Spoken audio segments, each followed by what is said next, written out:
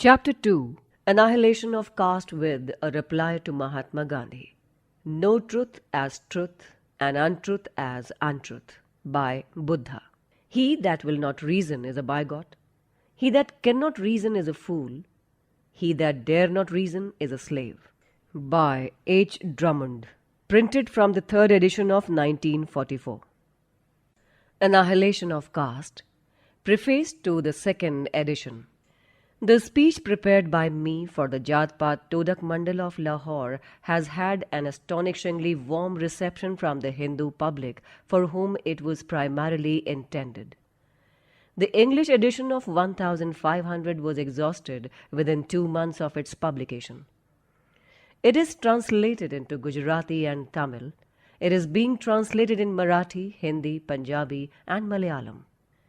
The demand for the English text still continues unabated. To satisfy this demand, it has become necessary to issue a second edition.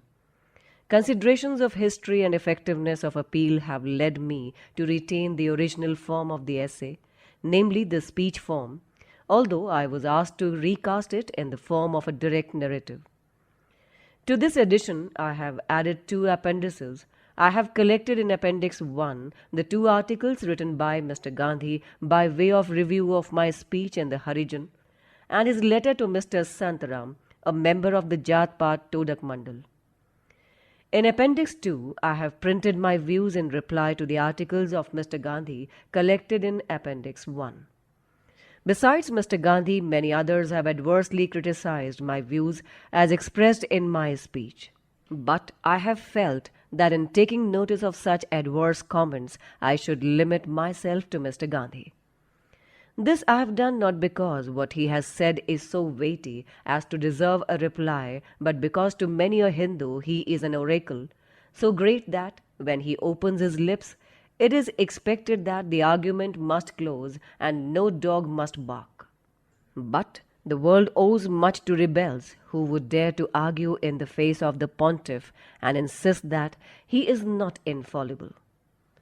I do not care for the credit which every progressive society must give to its rebels.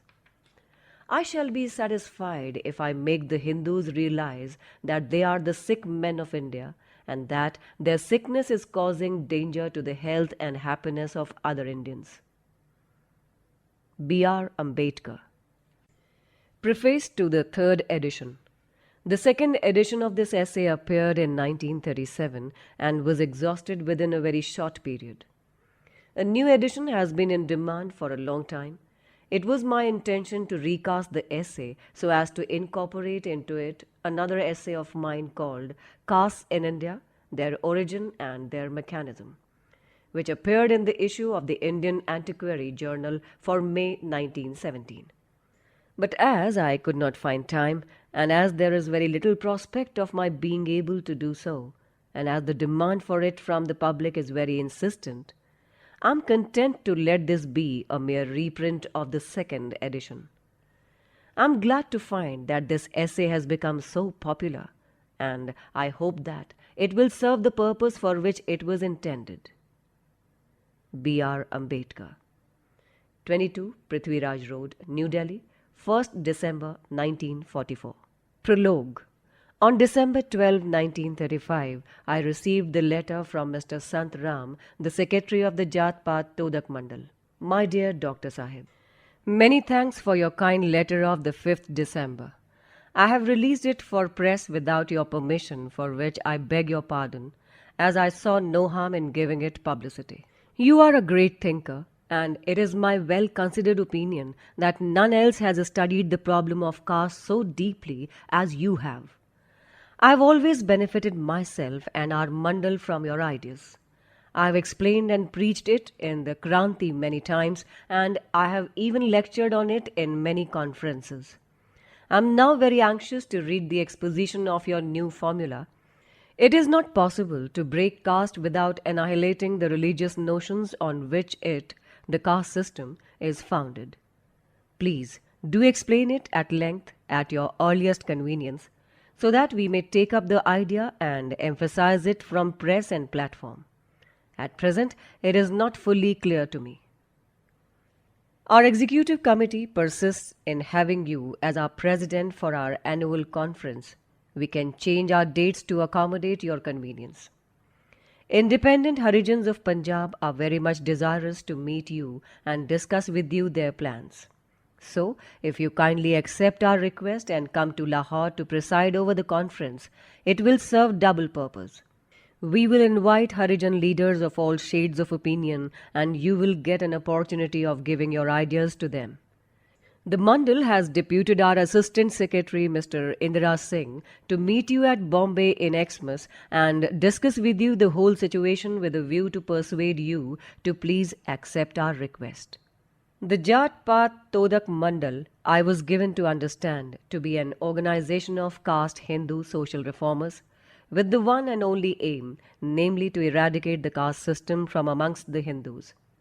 As a rule, I do not like to take any part in a movement which is carried on by the caste Hindus. Their attitude towards social reform is so different from mine that I have found it difficult to pull on with them. Indeed, I find their company quite uncongenial to me on account of our differences of opinion. Therefore, when the Mandal first approached me, I declined their invitation to preside. The Mandal, however, would not take a refusal from me and sent down one of its members to Bombay to press me to accept the invitation. In the end, I agreed to preside. The annual conference was to be held at Lahore, the headquarters of the Mandal. The conference was to meet in Easter but was subsequently postponed to the middle of May 1936. The reception committee of the Mandal has now cancelled the conference. The notice of cancellation came long after my presidential address had been printed. The copies of this address are now lying with me. As I did not get an opportunity to deliver the address from the presidential chair, the public has not had an opportunity to know my views on the problems created by the caste system. To let the public know them and also to dispose of the printed copies which are lying on my hand, I have decided to put the printed copies of the address in the market. The accompanying pages contain the text of that address. The public will be curious to know what led to the cancellation of my appointment as the president of the conference. At the start, a dispute arose over the printing of the address. I desired that the address should be printed in Bombay. The Mandal wished that it should be printed in Lahore on the ground of economy. I did not agree and insisted upon having it printed in Bombay. Instead of agreeing to my proposition, I received a letter signed by several members of the Mandal from which I give this extract. Revered Dr. Ji, your letter of the 24th instant addressed to Sri Santaram has been shown to us. We were a little disappointed to read it. Perhaps you are not fully aware of the situation that has arisen here. Almost all the Hindus in the Punjab are against your being invited to this province. The Jat-Pat Todak Mandal has been subjected to the bitterest criticism and has received censorious rebuke from all quarters. All the Hindu leaders, among whom being Bhai Parmanand, MLA, ex-president Hindu Mahasabha, Mahatma Hansraj, Dr. Gokul Chand Narang, Minister for Local Self-Government, Raja Narendranath, MLC, etc., have dissociated themselves from this step of the Mandal. Despite all this, the runners of the Jat-Pat Todak Mandal, the leading figure being Sri Santaram, are determined to wade through thick and thin, but would not give up the idea of your presidentship. The Mandal has earned a bad name. Under the circumstances, it becomes your duty to cooperate with the Mandal.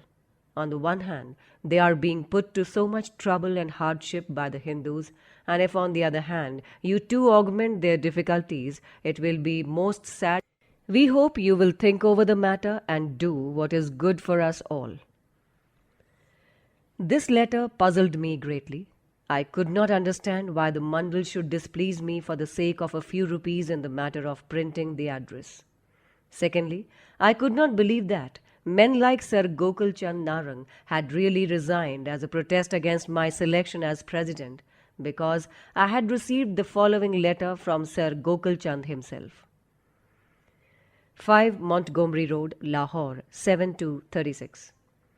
Dear Dr. Ambedkar, I am glad to learn from the workers of the Jat-Pat Todak Mandal that you have agreed to preside at their next anniversary to be held at Lahore during the Easter holidays. It will give me much pleasure if you stay with me while you are at Lahore. More when we meet. Yours sincerely, G.C. Narang. Whatever be the truth, I did not yield to this pressure. But even when the Mandal found that I was insisting upon having my address printed in Bombay, instead of agreeing to my proposal, the Mandal sent me a wire that they were sending Mr. Harbhagwan to Bombay to talk over matters personally. Mr. Harbhagwan came to Bombay on the 9th of April. When I met Mr. Harbhagwan, I found that he had nothing to say regarding the issue. Indeed, he was so unconcerned regarding the printing of the address, whether it should be printed in Bombay or in Lahore, that he did not even mention it in the course of our conversation. All that he was anxious for was to know the contents of the address. I was then convinced that in getting the address printed in Lahore, the main object of the Mandal was not to save money, but to get at the contents of the address. I gave him a copy. He did not feel very happy with some parts of it. He returned to Lahore. From Lahore, he wrote to me the letter, which is Lahore, dated April 14th, 1936. My dear Dr. Sahib, since my arrival from Bombay on the 12th, I have been indisposed owing to my having not slept continuously for 5 or 6 nights, which were spent in the train. Reaching here, I came to know that you had come to Amritsar. I would have seen you there if I were well enough to go about. I have made over your address to Mr. Sant Ram for translation, and he has liked it very much, but he is not sure whether it could be translated by him for printing before the 25th. In any case, it would have a wide publicity, and we are sure it would wake the Hindus up from their slumber. The passage I pointed out to you at Bombay has been read by some of our friends with a little misgiving, and those of us who would like to see the conference terminate without any untoward incident would prefer that at least the word Veda be left out for the time being. I leave this to your good sense. I hope, however, in your concluding paragraphs, you will make it clear that the views expressed in the address are your own, and that the responsibility does not lie on the Mandal. I hope you will not mind this statement of mine and would let us have 1,000 copies of the address, for which we shall of course pay. To this effect, I have sent you a telegram today. A check of ₹100 is enclosed herewith, which kindly acknowledge and send us your bills in due time. I have called a meeting of the reception committee and shall communicate their decision to you immediately. In the meantime, kindly accept my heartfelt thanks for the kindness shown to me and the great pains taken by you in the preparation of your address. You have really put us under a heavy debt of gratitude. Yours sincerely, Harbhagwan. P.S. Kindly send the copies of the address by passenger train as soon as it is printed, so that copies may be sent to the press for publication. Accordingly, I handed over my manuscript to the printer with an order to print 1,000 copies. 8 days later, I received another letter from Mr. Harbhagwan, which I reproduce here. Lahore, 22/4/1936. Dear Dr. Ambedkar, we are in receipt of your telegram and letter, for which kindly accept our thanks. In accordance with your desire, we have again postponed our conference, but feel that it would have been much better to have it on the 25th and 26th, as the weather is growing warmer and warmer every day in the Punjab. In the middle of May, it would be fairly hot, and the sittings in the daytime would not be very pleasant and comfortable. However, we shall try our best to do all we can to make things as comfortable as possible, if it is held in the middle of May. There is, however, one thing that we have been compelled to bring to your kind attention. You will remember that when I pointed out to you the misgivings entertained by some of our people regarding your declaration on the subject of change of religion, you told me that it was undoubtedly outside the scope of the Mandal, and that you had no intention to say anything from our platform in that connection. At the same time, when the manuscript of your address was handed to me, you assured me that that was the main portion of your address and that there were only 2 or 3 concluding paragraphs that you wanted to add. On receipt of the second installment of your address, we have been taken by surprise, as that would make it so lengthy that we are afraid very few people would read the whole of it. Besides that, you have more than once stated in your address that you had decided to walk out of the fold of the Hindus, and that was your last address as a Hindu.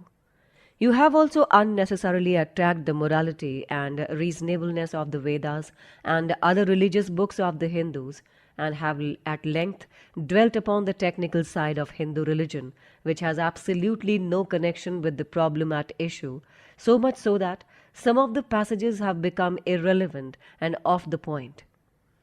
We would have been very pleased if you had confined your address to that portion given to me, or if an addition was necessary, it would have been limited to what you had written on Brahmanism, etc. The last portion, which deals with the complete annihilation of Hindu religion and doubts the morality of the sacred books of the Hindus, as well as a hint about your intention to leave the Hindu fold, does not seem to me to be relevant. I would therefore most humbly request you, on behalf of the people responsible for the conference, to leave out the passages referred to above, and close the address with what was given to me, or add a few paragraphs on Brahmanism. We doubt the wisdom of making the address unnecessarily provocative and pinching. There are several of us who subscribe to your feelings and would very much want to be under your banner for remodeling of the Hindu religion. If you had decided to get together persons of your cult, I can assure you a large number would have joined your army of reformers from the Punjab. In fact, we thought you would give us a lead in the destruction of the evil of caste system, especially when you have studied the subject so thoroughly, and strengthen our hands by bringing about a revolution and making yourself as a nucleus in the gigantic effort. But declaration of the nature made by you when repeated loses its power and becomes a hackneyed term. Under the circumstances, I would request you to consider the whole matter and make your address more effective by saying that you would be glad to take a leading part in the destruction of the caste system if the Hindus are willing to work in right, earnest toward that end, even if they had to forsake their kith and kin and the religious notions. In case you do so, I am sanguine that you would find a ready response from the Punjab in such an endeavor. I shall be grateful if you will help us at this juncture, as we have already undergone much expenditure and have been put to suspense, and let us know by the return of post that you have condescended to limit your address as above. In case you still insist upon the printing of the address in toto, we very much regret it would not be possible, rather advisable for us to hold the conference, and would prefer to postpone its sine die, although by doing so we shall be losing the goodwill of the people because of the repeated postponements. We should, however, like to point out that you have carved a niche in our hearts by writing such a wonderful treatise on the caste system, which excels all other treatises so far written and will prove to be a valuable heritage, so to say. We shall be ever indebted to you for the pains taken by you in its preparation. Thanking you very much for your kindness and with best wishes, I am yours sincerely, Har Bhagwan. To this letter I sent the reply, 27th April 1936. Dear Mr. Har Bhagwan, I am in receipt of your letter of the 22nd April. I note with regret that the reception committee of the Jat-Pat Todak Mandal would prefer to postpone the conference sine die if I insisted upon printing the address in toto. In reply, I have to inform you that I also would prefer to have the conference cancelled. I do not like to use vague terms if the Mandal insisted upon having my address pruned to suit its circumstances. You may not like my decision, but I cannot give up, for the sake of the honor of presiding over the conference, the liberty which every president must have in the preparation of the address. I cannot give up, for the sake of pleasing the Mandal, the duty which every president owes to the conference over which he presides to give it a lead which he thinks right and proper.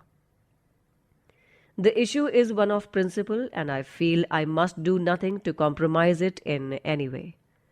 I would not have entered into any controversy as regards the propriety of the decision taken by the reception committee. But as you have given certain reasons which appear to throw the blame on me, I am bound to answer them. In the first place, I must dispel the notion that the views contained in that part of the address to which objection has been taken by the committee have come to the Mandal as a surprise.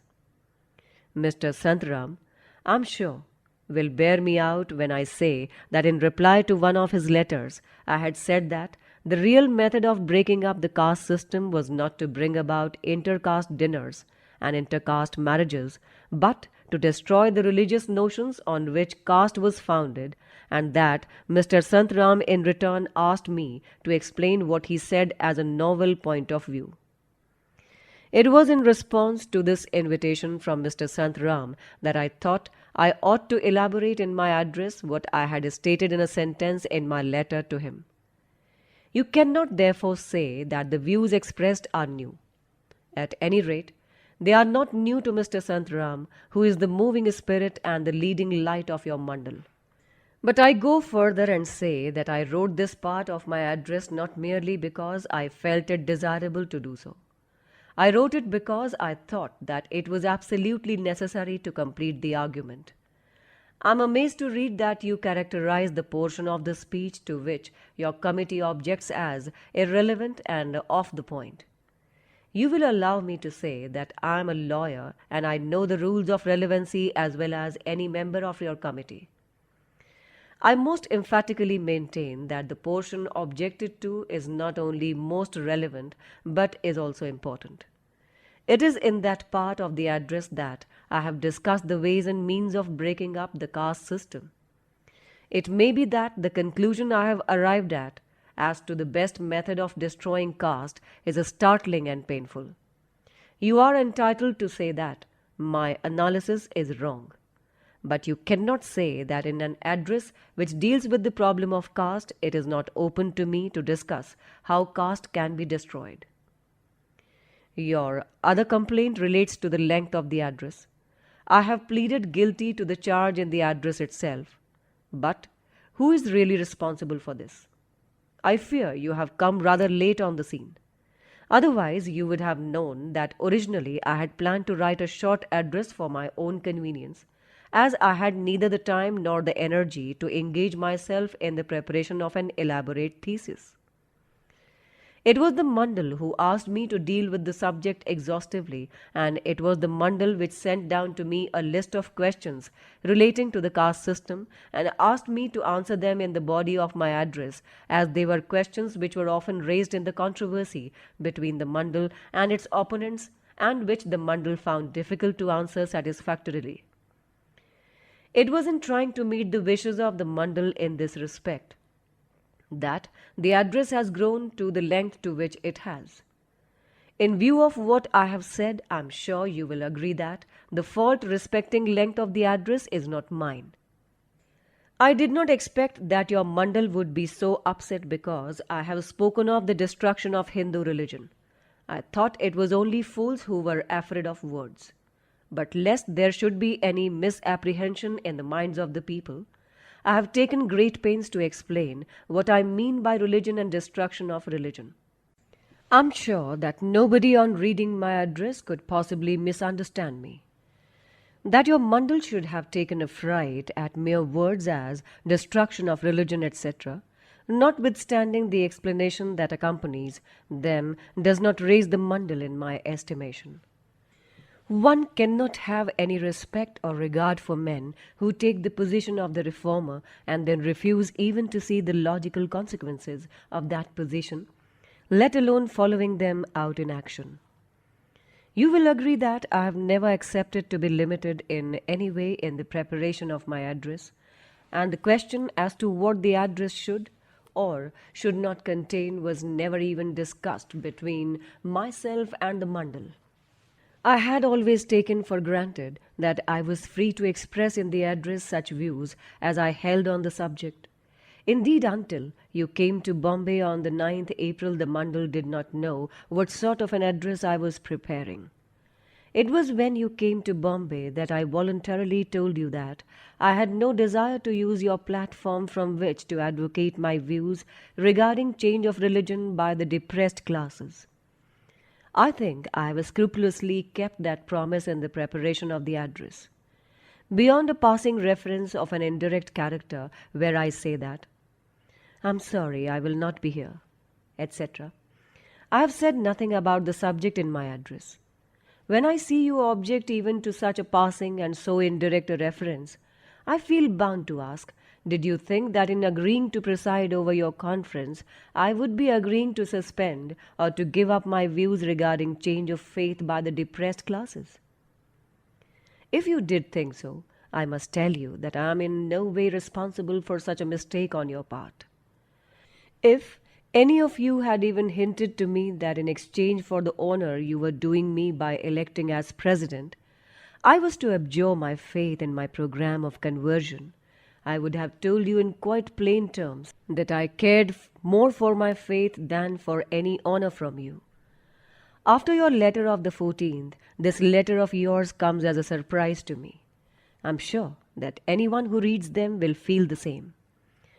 I cannot account for this sudden volte-face on the part of the reception committee. There is no difference in substance between the rough draft which was before the committee when you wrote your letter of the 14th and the final draft on which the decision of the committee communicated to me in your letter under reply was taken. You cannot point out a single new idea in the final draft which is not contained in the earlier draft. The ideas are the same. The only difference is that they have been worked out in greater detail in the final draft. If there was anything to object to in the address, you could have said so on the 14th. But you did not. On the contrary, you asked me to print off 1,000 copies, leaving me the liberty to accept or not the verbal changes which you suggested. Accordingly, I got 1,000 copies printed, which are now lying with me. 8 days later, you write to say that you object to the address and that if it is not amended, the conference will be cancelled. You ought to have known that there was no hope of any alteration being made in the address. I told you when you were in Bombay that I would not alter a comma, that I would not allow any censorship over my address, and that you would have to accept the address as it came from me. I also told you that the responsibility for the views expressed in the address was entirely mine, and if they were not liked by the conference, I would not mind at all if the conference passed a resolution condemning them. So anxious was I to relieve your Mandal from having to assume responsibility for my views, and also with the object of not getting myself entangled by too intimate an association with your conference, I suggested to you that I desired to have my address treated as a sort of an inaugural address and not as a presidential address, and that the Mandal should find someone else to preside over the conference and deal with the resolutions. Nobody could have been better placed to take a decision on the 14th than your committee. The committee failed to do that, and in the meantime cost of printing has been incurred, which I am sure, with a little more firmness on the part of your committee, could have been saved. I feel sure that the views expressed in my address have little to do with the decision of your committee. I have reasons to believe that my presence at the Sikh Prachar conference held at Amritsar has had a good deal to do with the decision of the committee. Nothing else can satisfactorily explain the sudden volte-face shown by the committee between the 14th and the 22nd April.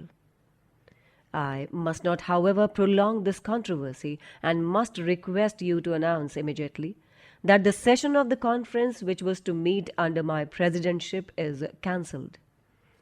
All the grace has by now run out, and I shall not consent to preside even if your committee agreed to accept my address as it is in toto. I thank you for your appreciation of the pains I have taken in the preparation of the address. I certainly have profited by the labor if no one else does. My only regret is that I was put to such hard labor at a time when my health was not equal to the strain it has caused. Yours sincerely, B.R. Ambedkar.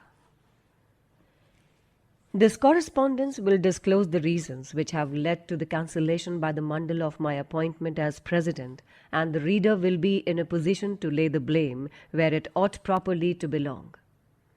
This is, I believe, the first time when the appointment of a President is cancelled by the reception committee, because it does not approve of the views of the President. But whether that is so or not, this is certainly the first time in my life to have been invited to preside over a conference of caste Hindus. I'm sorry that it has ended in a tragedy. But what can anyone expect from a relationship so tragic as the relationship between the reforming sect of caste Hindus and the self-respecting sect of untouchables, where the former have no desire to alienate their orthodox fellows, and the latter have no alternative but to insist upon reform being carried out? B.R. Ambedkar, Rajgrih, Dadar, Bombay, 15th May 1936. Speech prepared by B.R. Ambedkar for the 1936 annual conference of the Jat-Pat Todak Mandal of Lahore, but not delivered. Owing to the cancellation of the conference by the reception committee on the ground that the views expressed in the speech would be unbearable to the conference. Friends, I'm really sorry for the members of the Jat-Pat Todak Mandal who have so very kindly invited me to preside over this conference. I'm sure they will be asked many questions for having selected me as the President. The Mandal will be asked to explain as to why it has imported a man from Bombay to preside over a function which is held in Lahore. I believe the Mandal could easily have found someone better qualified than myself to preside on the occasion. I have criticized the Hindus. I have questioned the authority of the Mahatma whom they revere. They hate me. To them, I am a snake in their garden. The Mandal will no doubt be asked by the politically minded Hindus to explain why it has called me to fill this place of honor. It is an act of great daring. I shall not be surprised if some political Hindus regard it as an insult. This selection of mine cannot certainly please the ordinary religiously minded Hindus. The Mandal may be asked to explain why it has disobeyed the Shastric injunction in selecting the President. According to the Shastras, the Brahmin is appointed to be the Guru for the three Varnas. Varnanam Brahmano Guru is a discretion of the Shastras. The Mandal, therefore, knows from whom a Hindu should take his lesson and from whom he should not.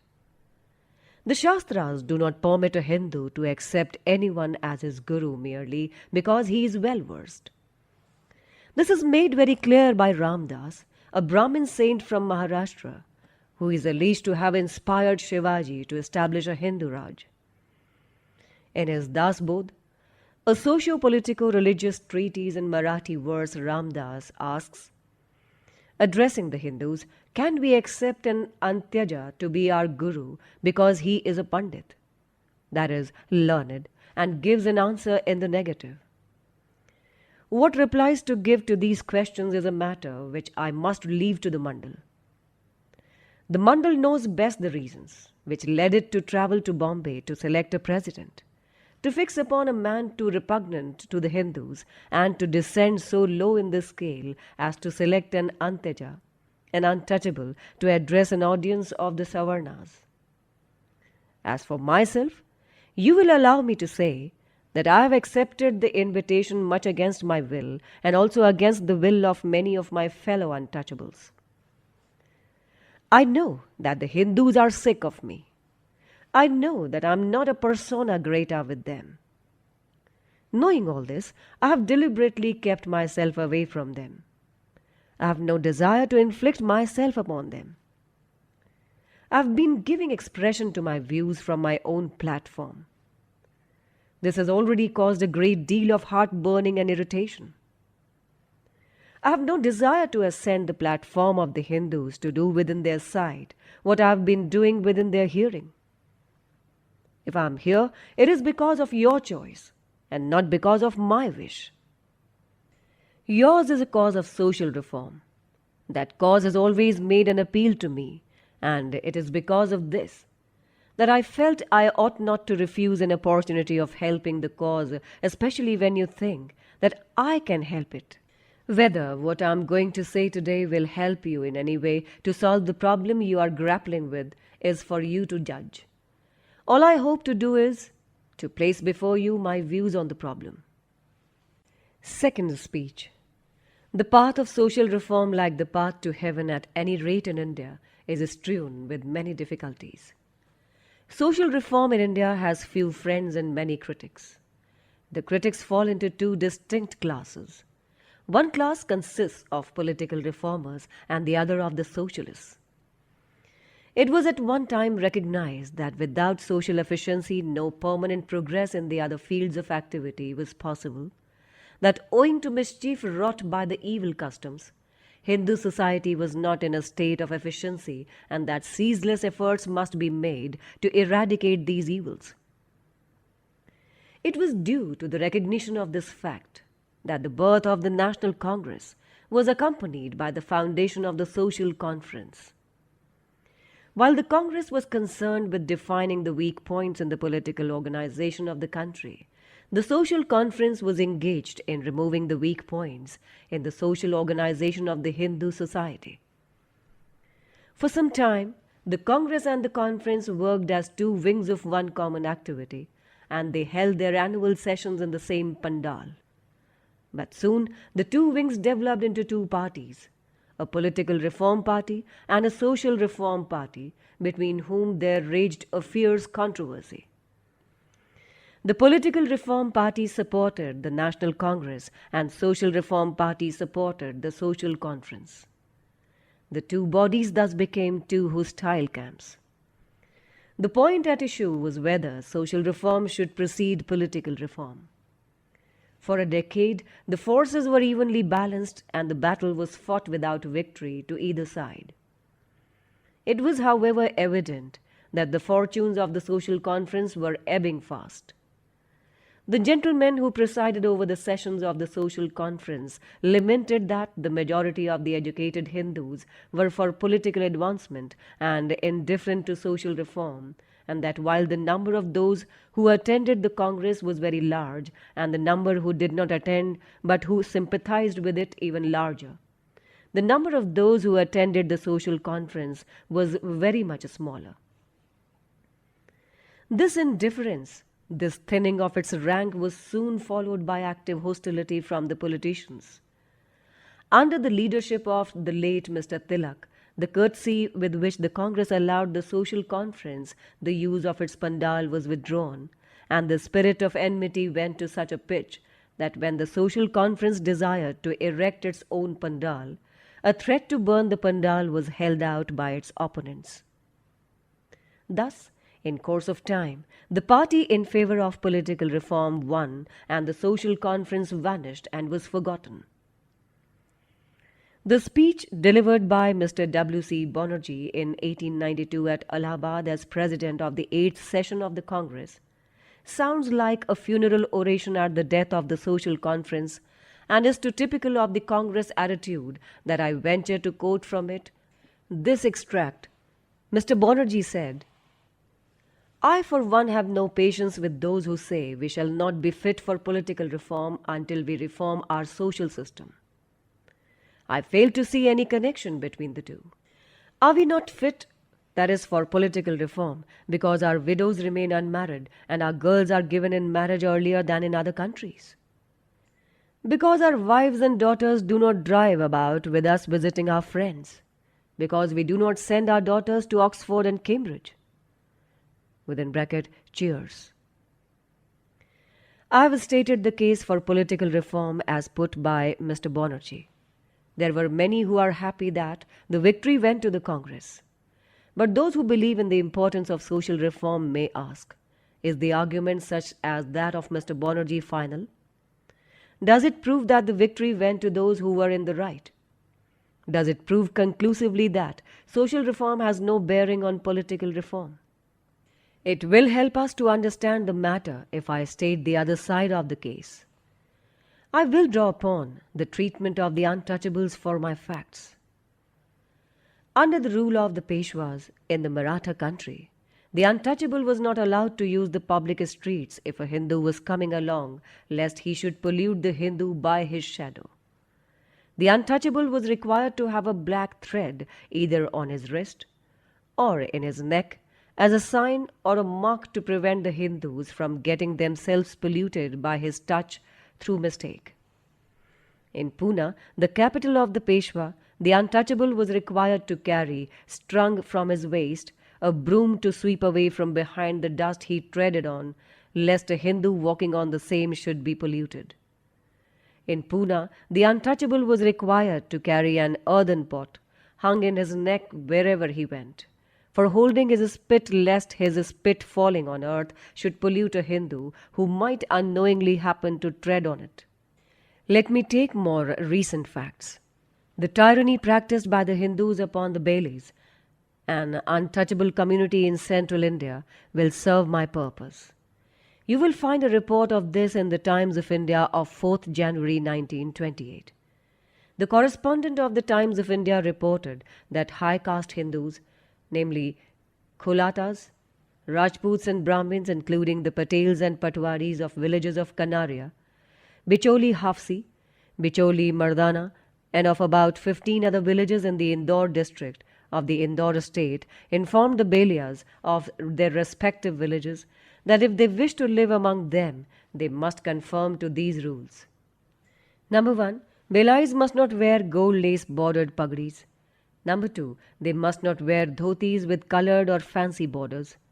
3, they must convey intimation of the death of any Hindu to relatives of the deceased, no matter how far away these relatives may be living. Number 4, in all Hindu marriages, Balais must play music before the processions and during the marriage. 5, Balai women must not wear gold or silver ornaments. They must not wear fancy gowns or jackets. 6, Balai women must attend all cases of confinement of Hindu women. 7, Balais must render services without demanding remuneration and must accept whatever a Hindu is pleased to give. 8, if the Balais do not agree to abide by these terms, they must clear out of the villages.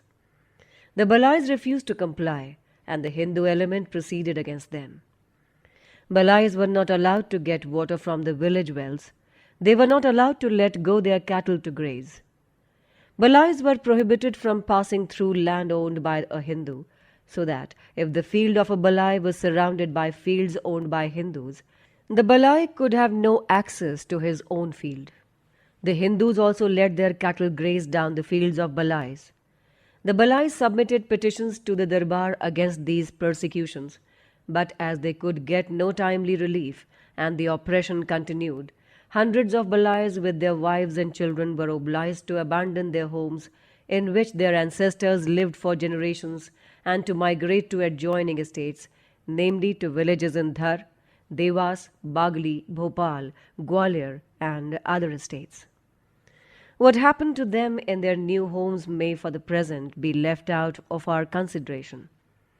The incident at Kavita in Gujarat happened only last year. The Hindus of Kavita ordered the untouchables not to insist upon sending their children to the common village school maintained by government. What sufferings the untouchables of Kavita had to undergo for daring to exercise a civic right against the wishes of the Hindus is too well known to need detailed description. Another instance occurred in the village of Zanu in the Ahmedabad district of Gujarat. In November 1935, some untouchable women of well-to-do families started fetching water in metal pots. The Hindus looked upon the use of metal pots by untouchables as an affront to their dignity and assaulted the untouchable women for their impudence. A most recent event is reported from the village Chakwara in Jaipur state. It seems from the reports that have appeared in the newspapers that an untouchable of Chakwara who had returned from a pilgrimage had arranged to give a dinner to his fellow untouchables of the village as an act of religious piety. The host desired to treat the guests to a sumptuous meal, and the items served included ghee, that is butter also. But while the assembly of untouchables was engaged in partaking of the food, The Hindus in their hundreds, armed with lathis, rushed to the scene, despoiled the food and belabored the untouchables who left the food they were served with and ran away from their lives. And why was this murderous assault coming on defenseless untouchables? The reason given is that the untouchable host was impudent enough to serve ghee, and his untouchable guests were foolish enough to taste it. Ghee undoubtedly a luxury for the rich, but no one would think that consumption of ghee was a mark of high social status. The Hindus of Chakwara thought otherwise, and in righteous indignation avenged themselves for the wrong done to them by the untouchables, who insulted them by treating ghee as an item of their food, which they ought to have known could not be theirs, consistently with the dignity of the Hindus. This means that an untouchable must not use ghee even if he can afford to buy it, since it is an act of arrogance towards the Hindus. This happened on or about the 1st of April 1936. Having stated the facts, let me now state the case for social reform.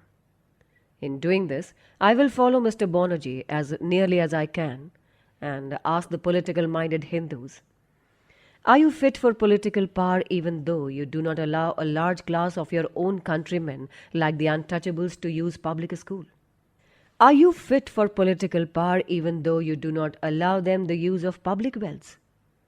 Are you fit for political power even though you do not allow them the use of public streets? Are you fit for political power even though you do not allow them to wear what apparel or ornaments they like? Are you fit for political power even though you do not allow them to eat any food they like? I can ask a string of such questions, but these will suffice.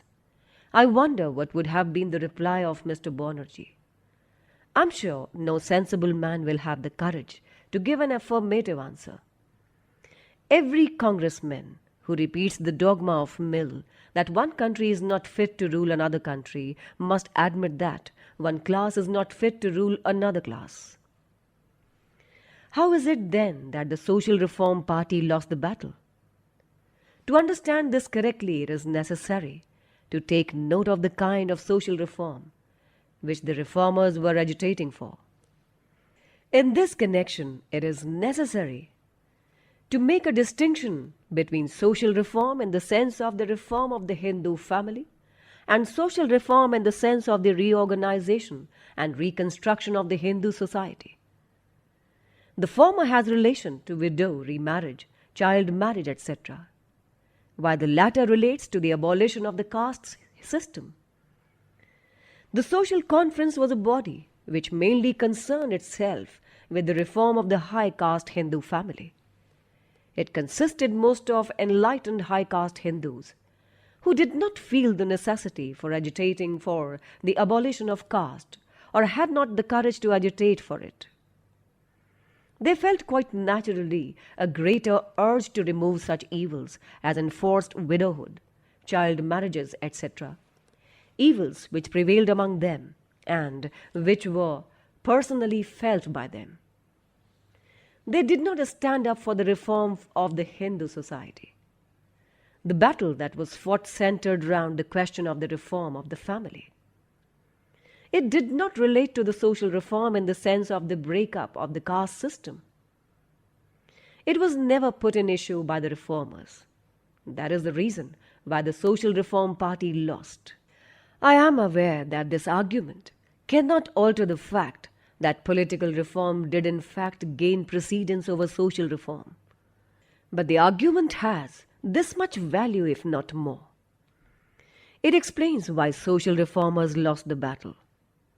It also helps to understand how limited was the victory which the political reform party obtained over the social reform party, and that the view that social reform need not precede political reform is a view which may stand only when by social reform is meant the reform of the family.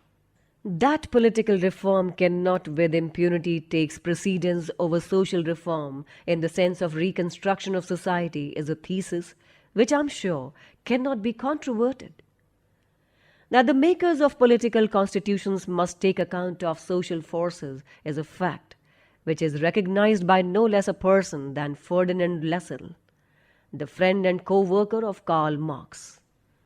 In addressing a Prussian audience in 1862, Lassalle said, "The constitutional questions are in the first instance not questions of right but questions of might.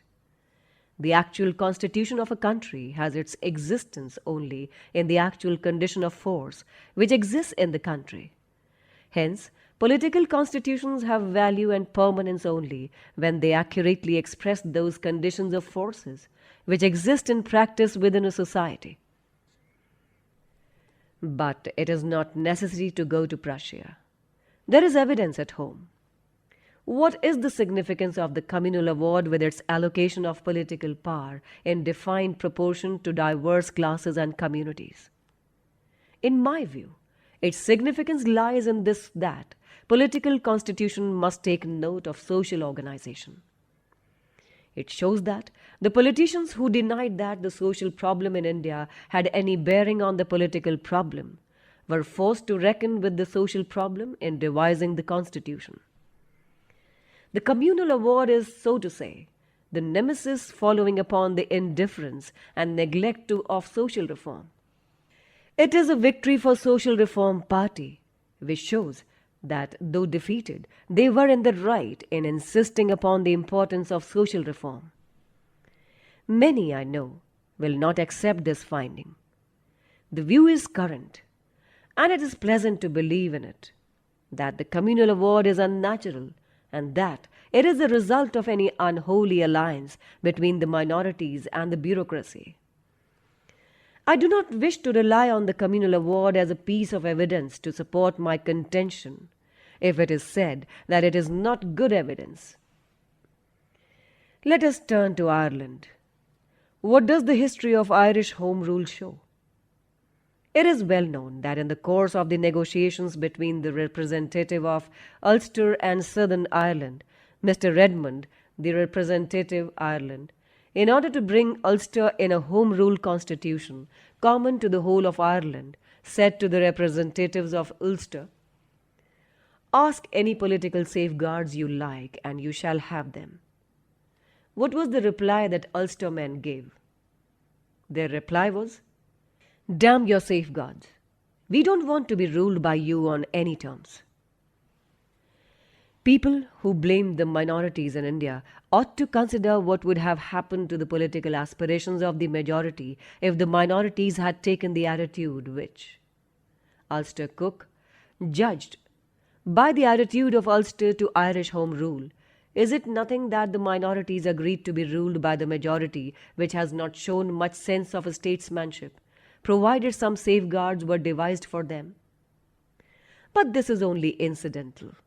The main question is, why did Ulster take this attitude? The only answer I can give is that there was a social problem between Ulster and Southern Ireland, the problem between the Catholics and Protestants, essentially a problem of caste. That Home Rule in Ireland would be Rome Rule was the way in which the Ulster men had framed their answer. But that is only another way of stating that it was the social problem of caste between the Catholics and Protestants which prevented the solution of the political problem. This evidence again is sure to be challenged. It will be urged that here too the hand of the imperialist was at work. But my resources are not exhausted. I will give evidence from the history of Rome. Here, no one can say that any evil genius was at work. Anyone who has studied the history of Rome will know that the Republican Constitution of Rome bore marks having a strong resemblance to the communal award. When the kingship in Rome was abolished, the kingly power or the imperium was divided between the consuls and the pontifex maximus. In the consuls was vested the secular authority of the king, while the latter took over the religious authority of king. This republican constitution had provided that, of the two consuls, one was to be patrician and the other plebeian. The same constitution had also provided that, of the priests under the Pontifex Maximus. Half were to be plebeians and the other half patricians. Why is it that the Republican Constitution of Rome had these provisions, which, as I said, resemble so strongly the provisions of the communal award? The only answer one can get is that the Constitution of Republican Rome had to take account of the social division between the patrician and the plebeians, who formed two distinct castes. To sum up, let political reformers turn to any direction they like. They will find that, in the making of a constitution, they cannot ignore the problem arising out of the prevailing social order. The illustration which I have taken in support of the proposition that social and religious problems have a bearing on political constitutions seem to be too particular. Perhaps they are, but it should not be supposed that the bearing of the one on the other is limited. On the other hand, one can say that, generally speaking, history bears out the proposition that political revolutions have always been preceded by social and religious revolutions. The religious reformation started by Luther was the precursor of the political emancipation of the European people. In England, Puritanism led to the establishment of political liberty. Puritanism founded the New World. It was Puritanism which won the War of American Independence, and Puritanism was a religious movement. The same is true of the Muslim Empire. Before the Arabs became a political power, they had undergone a thorough religious revolution started by the Prophet Muhammad. Even Indian history supports the same conclusion. The political revolution led by Chandragupta was preceded by the religious and social revolution of Buddha. The political revolution led by Shivaji was preceded by the religious and social reform brought about by the saints of Maharashtra. The political revolution of the Sikhs was preceded by the religious and social revolution led by Guru Nanak. It is unnecessary to add more illustrations. These will suffice to show that the emancipation of the mind and the soul is a necessary preliminary for the political expansion of the people. Third speech. Let me now turn to the socialists. Can the socialists ignore the problem arising out of the social order? The socialists of India, following their fellows in Europe, are seeking to apply the economic interpretation of history to the facts of India. They propound that man is an economic creature, that his activities and aspirations are bound by economic facts, that property is the only source of power. They therefore preach that political and social reforms are but gigantic illusions, and that economic reform by equalization of property must have precedence over every other kind of reform. One may join issue on every one of these premises on which rests the socialist case for economic reform, having priority over every other kind of reform. One may contend that economic motive is not the only motive by which man is actuated. That economic power is the only kind of power no student of human society can accept. That the social status of an individual by itself often becomes a source of power, and authority is made clear by the sway which the Mahatmas have held over the common man.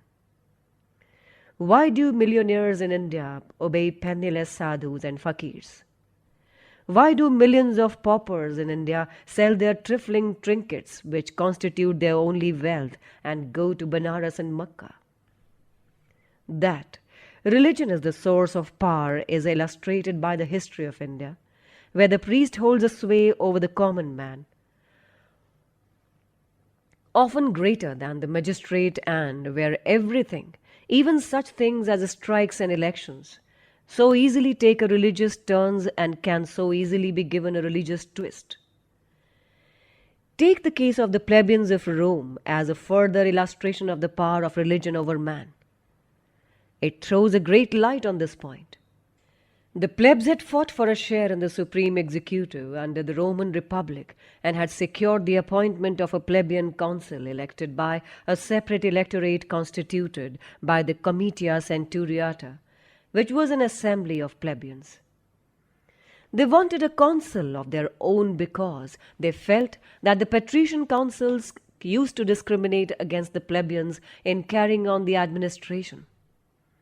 They had apparently obtained a great gain because under the Republic Constitution of Rome, one council had the power of vetoing an act of the other council. But did they in fact gain anything? The answer to this question must be in the negative. The plebeians never could get a plebeian council who could be said to be a strong man and who could act independently of the patrician council. In the ordinary course of things, the plebeian should have got a strong plebeian council in view of the fact that his election was to be by a separate electorate of plebeians.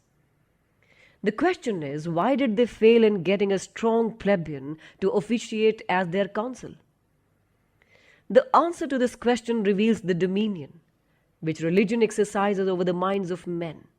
It was an accepted creed of the whole Roman populace that no official could enter upon the duties of his office unless the oracle of Delphi declared that he was acceptable to the goddess. The priests who were in charge of the temple of the goddess of Delphi were all patricians.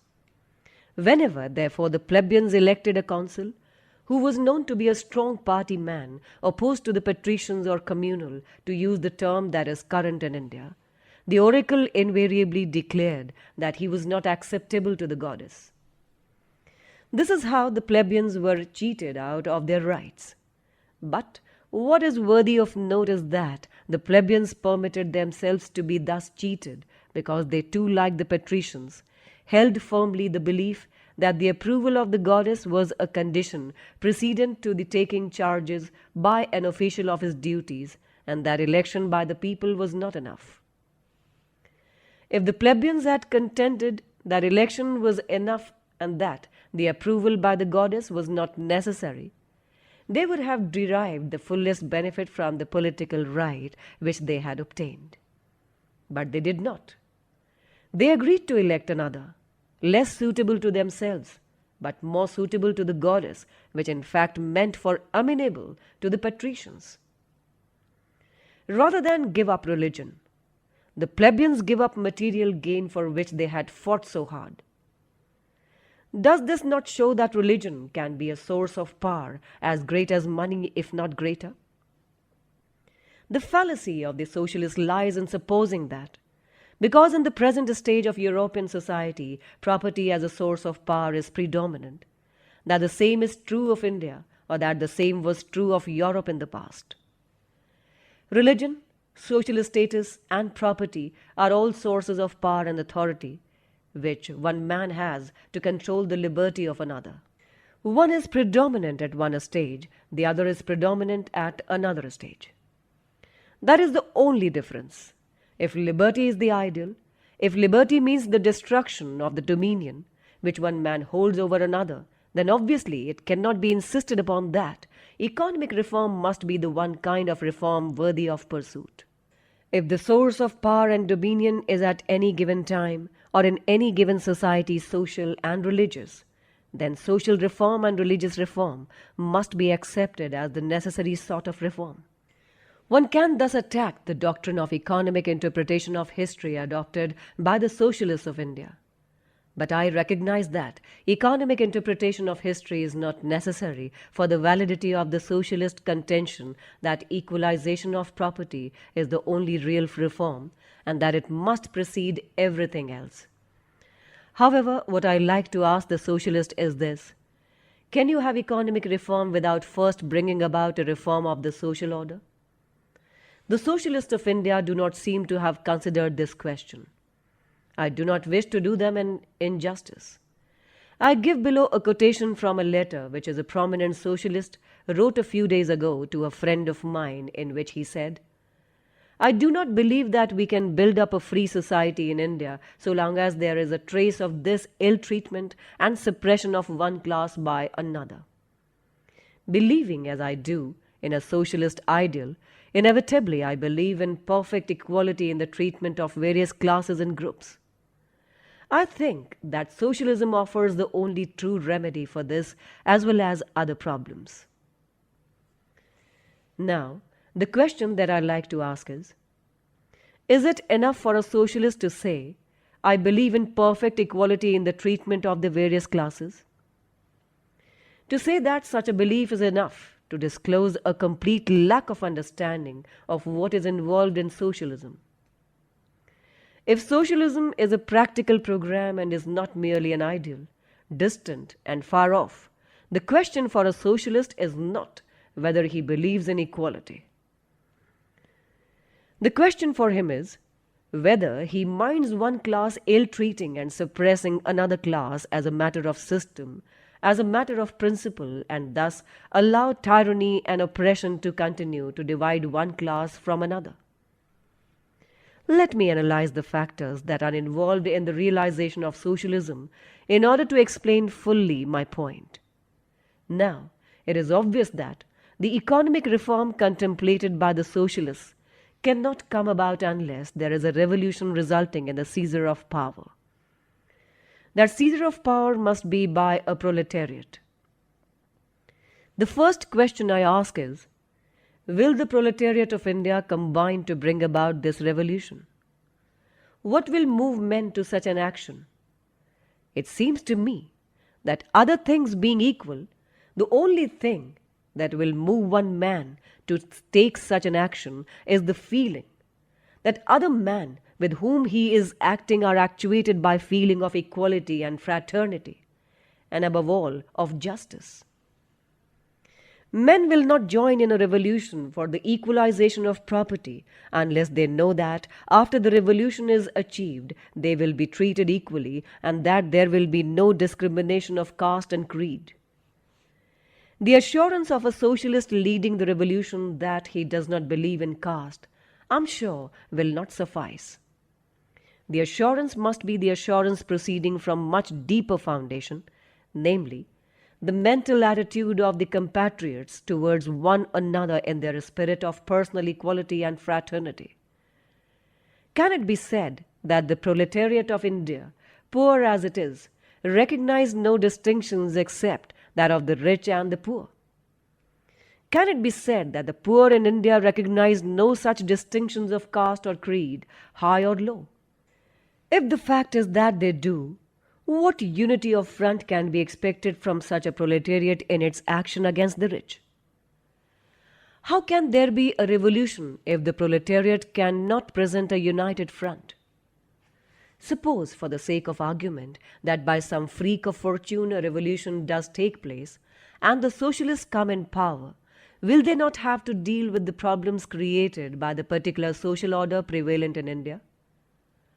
I can't see how a socialist state in India can function for a second without having to grapple with the problems created by the prejudices which make Indian people observe the distinctions of high and low, clean and unclean.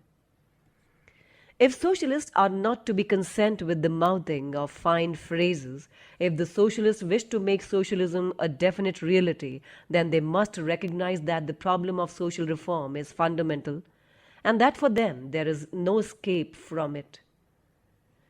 That the social order prevalent in India is a matter which a socialist must deal with, that unless he does so, he cannot achieve his revolution, and that if he does achieve it, as a result of good fortune, he will have to grapple with it if he wishes to realize his ideal, is a proposition which in my opinion is inconvertible. He will be compelled to take account of caste after revolution, if he does not take account of it before revolution. This is only another way of saying that, turn in any direction you like. Caste is the monster that crosses your path. You cannot have political reform, you cannot have economic reform, unless you kill this monster. Fourth speech. It is a pity that caste even today has its defenders. The defenses are many. It is defended on the ground that the caste system is but another name for division of labor, and if division of labor is a necessary feature of every civilized society, then it is argued that there is nothing wrong in the caste system. Now, the first thing is to be urged against this view is that caste system is not merely division of labor. It is also a division of laborers. Civilized society undoubtedly needs division of labor. But in no civilized society is division labor of accompanied by this unnatural division of laborers into watertight compartments. Caste system is not merely a division of laborers, which is quite different from division of labor. It is a hierarchy in which the divisions of laborers are graded one above the other. In no other country is the division of labor accompanied by this gradation of laborers. There is also a third point of criticism against this view of the caste system. This division of labor is not spontaneous. It is not based on natural aptitudes. Social and individual efficiency requires us to develop the capacity of an individual to the point of competency to choose and to make his own career. This principle is violated in the caste system insofar as it involves an attempt to appoint tasks to individuals in advance, selected not on the basis of trained original capacities, but on that of the social status of the parents. Looked at from another point of view, this stratification of occupations, which is the result of the caste system, is positively pernicious. Industry is never static. It undergoes rapid and abrupt changes. With such changes, an individual must be free to change his occupation. Without such freedom to adjust himself to changing circumstances, it would be impossible for him to gain his livelihood. Now, the caste system will not allow Hindus to take to occupations where they are wanted if they do not belong to them by heredity. If a Hindu is seen to starve rather than take to new occupations not assigned to his caste, the reason is to be found in the caste system. By not permitting readjustment of occupations, caste becomes a direct cause of much of the unemployment we see in the country. As a form of division of labor, the caste system suffers from another serious defect. The division of labor brought about by the caste system is not a division based on choice. Individual sentiment, individual preference has no place in it. It is based on the dogma of predestination. Considerations of social efficiency would compel us to recognize that the greatest evil in the industrial system is not so much poverty and the suffering that it involves, as the fact that so many persons have callings which make no appeal to those who are engaged in them. Such callings constantly provoke one to aversion, ill will, and the desire to evade. There are many occupations in India which, on account of the fact that they are regarded as degraded by the Hindus, provoke those who are engaged in them to aversion. There is a constant desire to evade and escape from such occupations, which arises solely because of the blighting effect which they produce upon those who follow them, owing to the slight and the stigma cast upon them by the Hindu religion. What efficiency can there be in a system under which neither men's hearts nor their minds are in their work? As an economic organization, caste is therefore a harmful institution, inasmuch as it involves the subordination of man's natural powers and inclinations to the exigencies of social rules. Fifth speech. Some have dug a biological trench in defense of the caste system. It is said that the object of caste was to preserve purity of race and purity of blood. Now, ethnologists are of opinion that men of pure race exist nowhere and that there has been a mixture of all races in all parts of the world. Especially as this is the case with the people of India. Mr. B.R.Ambedkar, in his paper on foreign elements in the Hindu population, has stated that there is hardly a class or caste in India which has not a foreign strain in it. There is an admixture of alien blood not only among the warrior classes, the Rajputs and the Marathas, but also among the Brahmins who are under the happy delusion that they are free from all foreign elements. The caste system cannot be said to have grown as a means of preventing the admixture of races or as a means of maintaining purity of blood. As a matter of fact, caste system came into being long after the different races of India had commingled in blood and culture. To hold that distinctions of caste are really distinctions of race and to treat different castes as though there were so many different races is a gross perversion of facts. What racial affinity is there between the Brahmin of the Punjab and the Brahmin of Madras? What racial affinity is there between the untouchable of Bengal and the untouchable of Madras? What racial difference is there between the Brahmin of the Punjab and the Chamar of the Punjab? What racial difference is there between the Brahmin of Madras and the Pariah of Madras? The Brahmin of the Punjab is racially of the same stock as the Chamar of the Punjab, and the Brahmin of Madras is of the same race as the Pariah of Madras. Caste system does not demarcate racial division. Caste system is a social division of people of the same race. Assuming it, however, to be a case of racial divisions, one may ask, what harm could there be if a mixture of races and of blood was permitted to take place in India by intermarriages between different castes? Men are no doubt divided from animals by so deep a distinction that science recognizes men and animals as two distinct species. But even scientists who believe in purity of races do not assert that the different races constitute different species of men. They are only varieties of one and the same species. As such, they can interbreed and produce an offspring which is capable of breeding and which is not sterile. An immense lot of nonsense is talked about heredity and eugenics in defense of the caste system.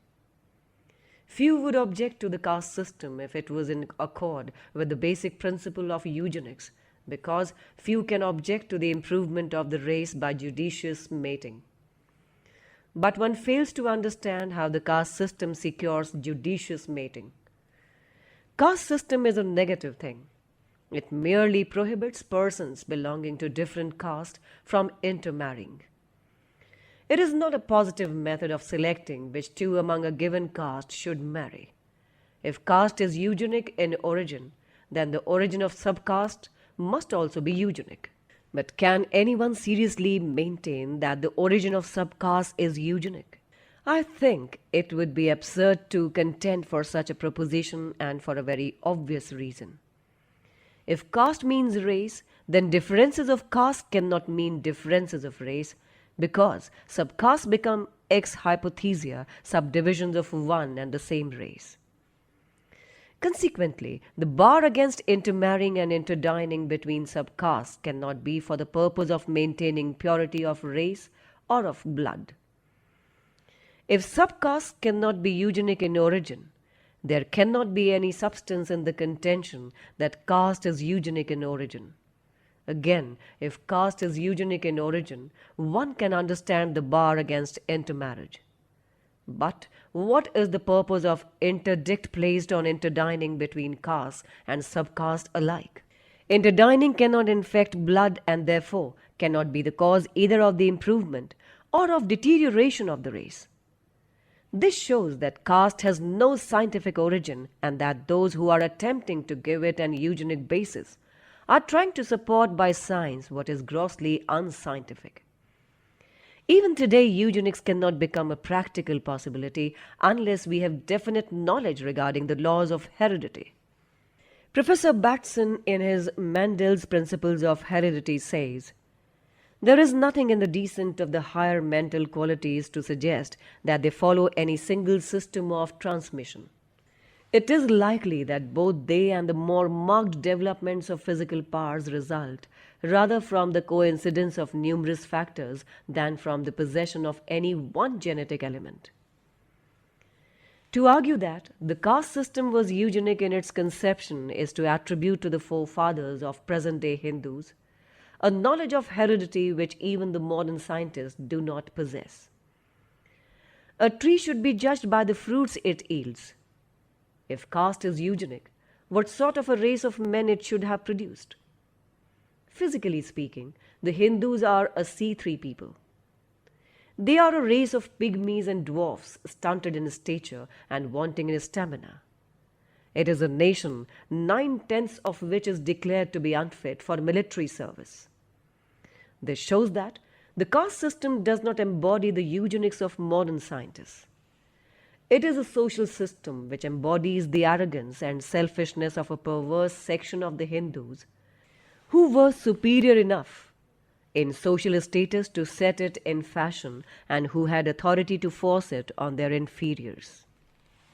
Sixth speech. Caste does not result in economic efficiency.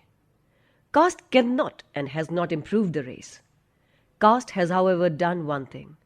It has completely disorganized and demoralized the Hindus. The first and foremost thing that must be recognized is that Hindu society is a myth. The name Hindu is itself a foreign name. It was given by the Mohammedans to the natives for the purpose of distinguishing themselves. It does not occur in any Sanskrit work prior to the Mohammedan invasion. They did not feel the necessity of a common name because they had no conception of their having constituted a community. Hindu society as such does not exist. It is only a collection of castes. Each caste is conscious of its existence. Its survival is the be-all and end-all of its existence. Castes do not even form a federation. A caste has no feeling that is affiliated to other castes except when there is a Hindu-Muslim riot. On all other occasions, each caste endeavors to segregate itself and to distinguish itself from other castes. Each caste not only dines among itself and marries among itself, but each caste prescribes its own distinctive dress.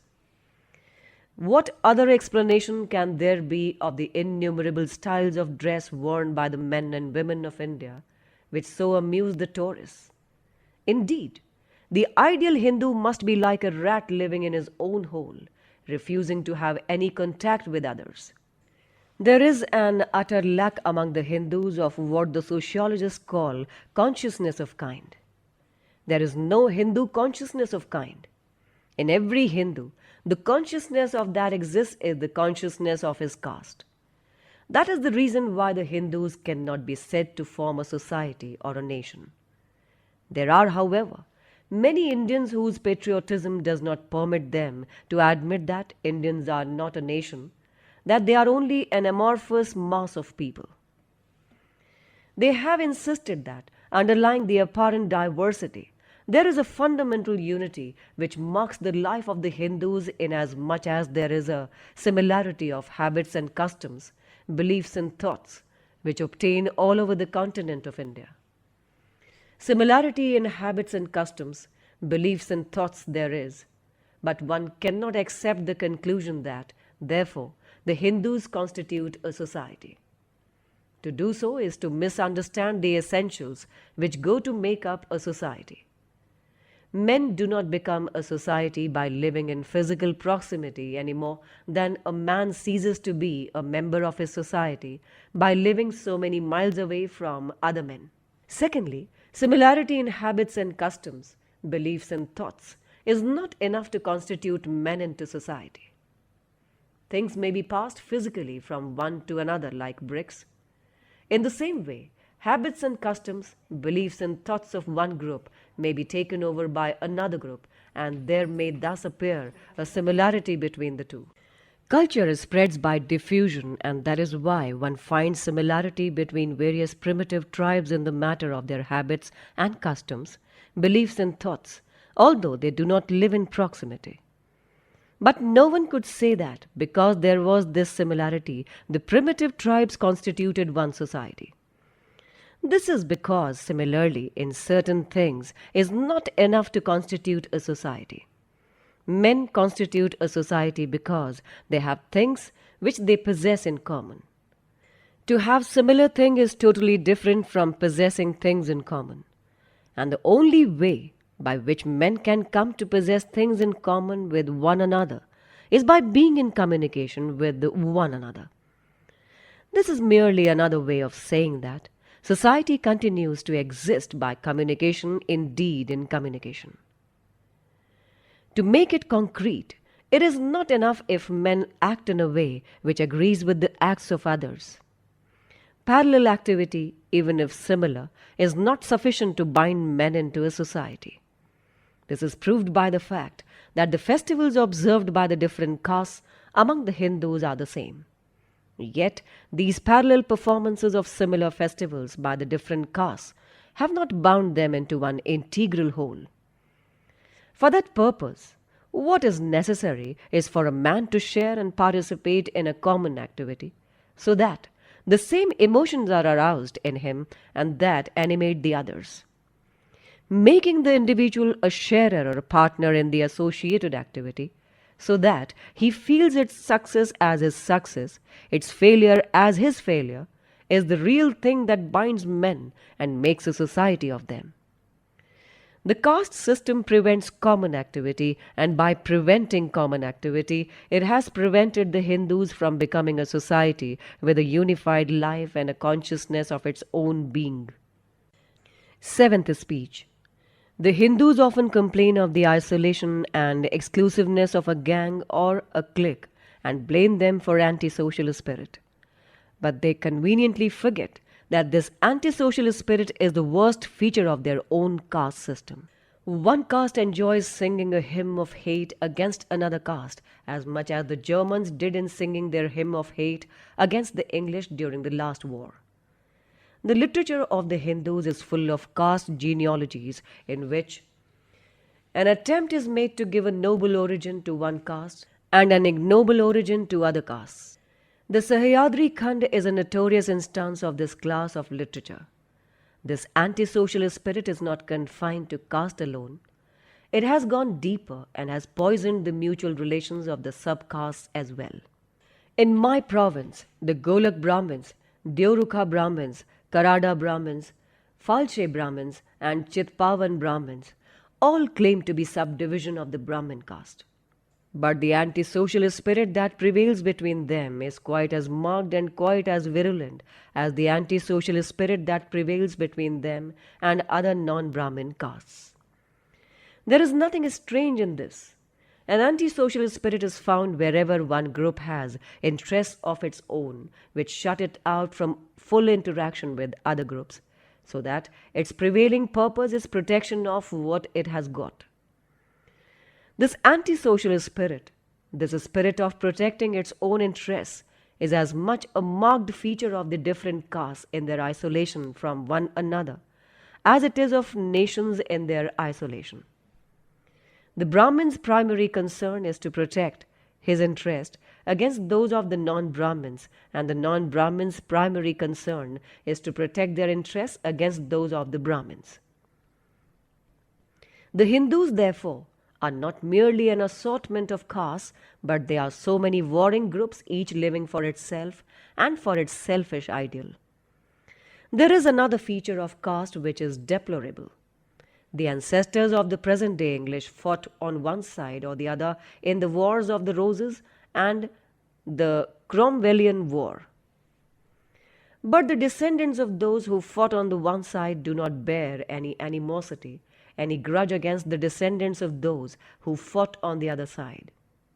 The feud is forgotten. But the present-day non-Brahmins cannot forgive the present-day Brahmins for the insult their ancestors gave to Shivaji.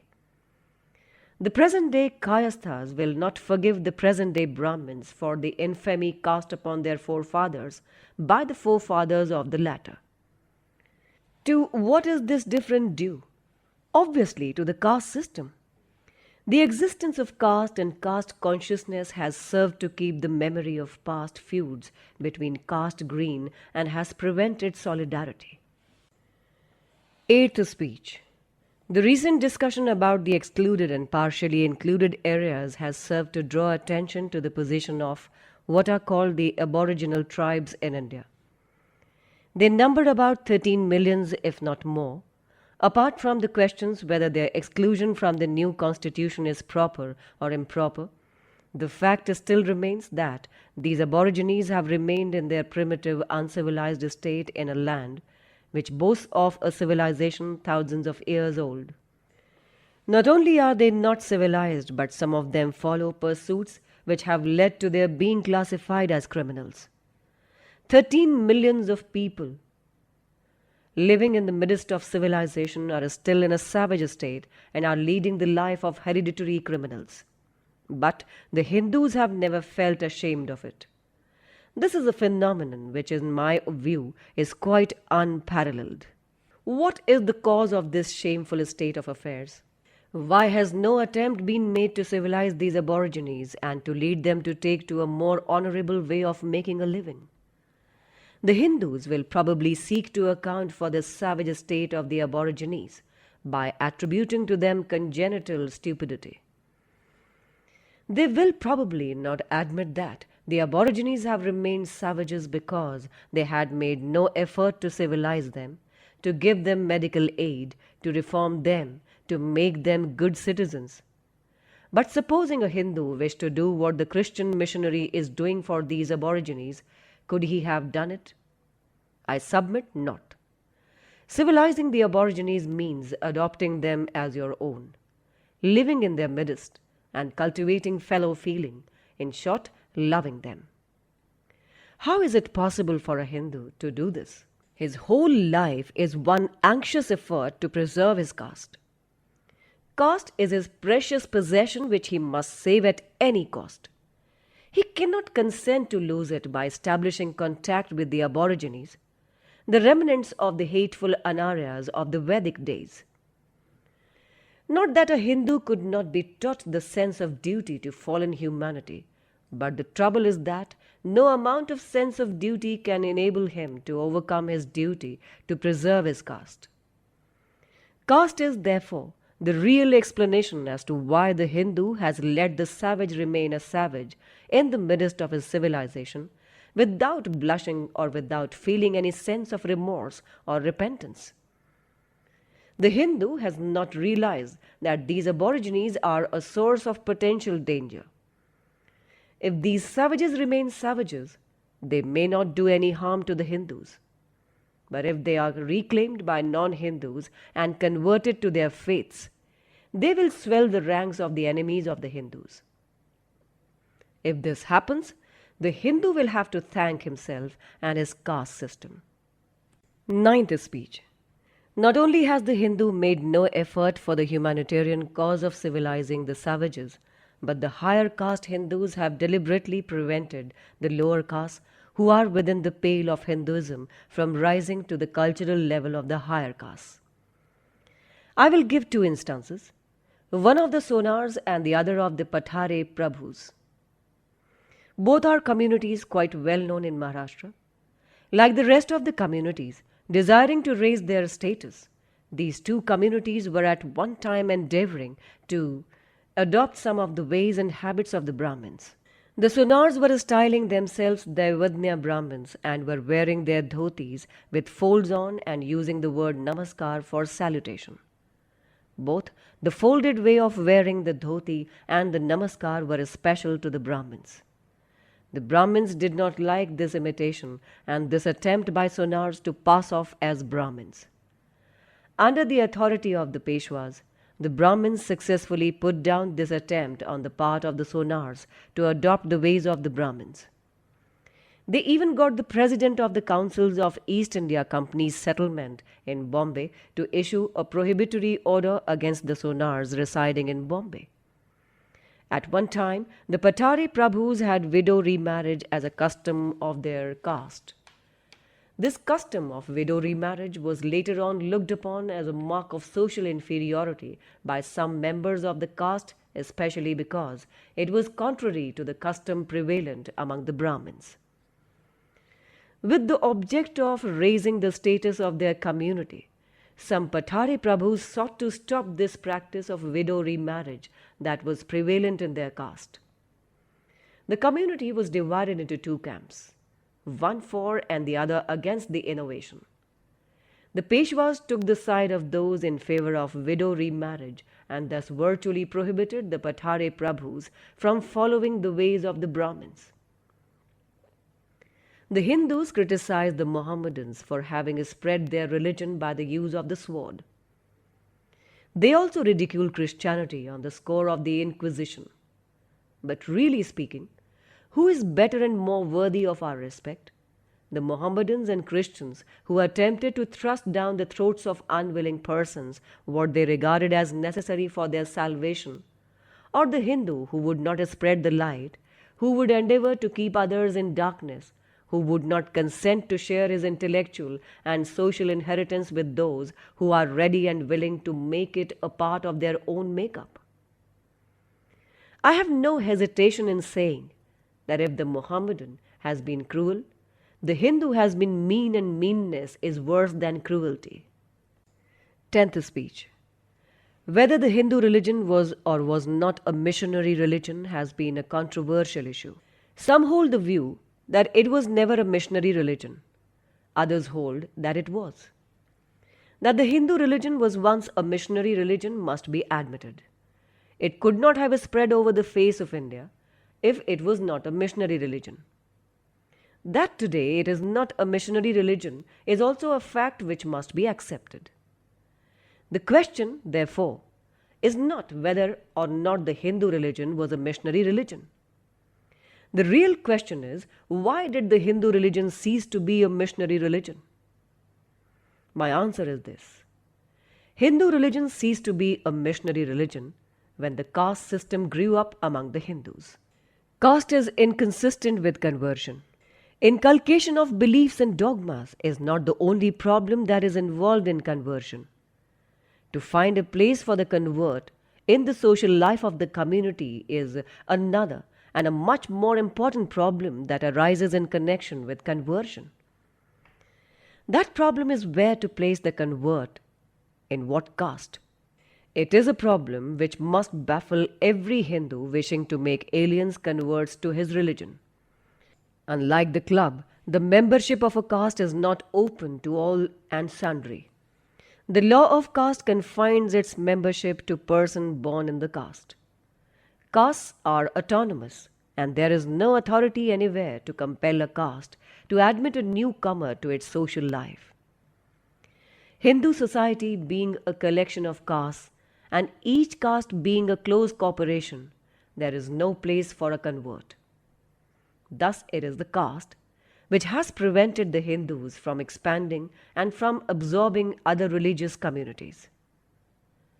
So long as castes remain, Hindu religion cannot be made a missionary religion, and Shuddhi will be both a folly and a futility.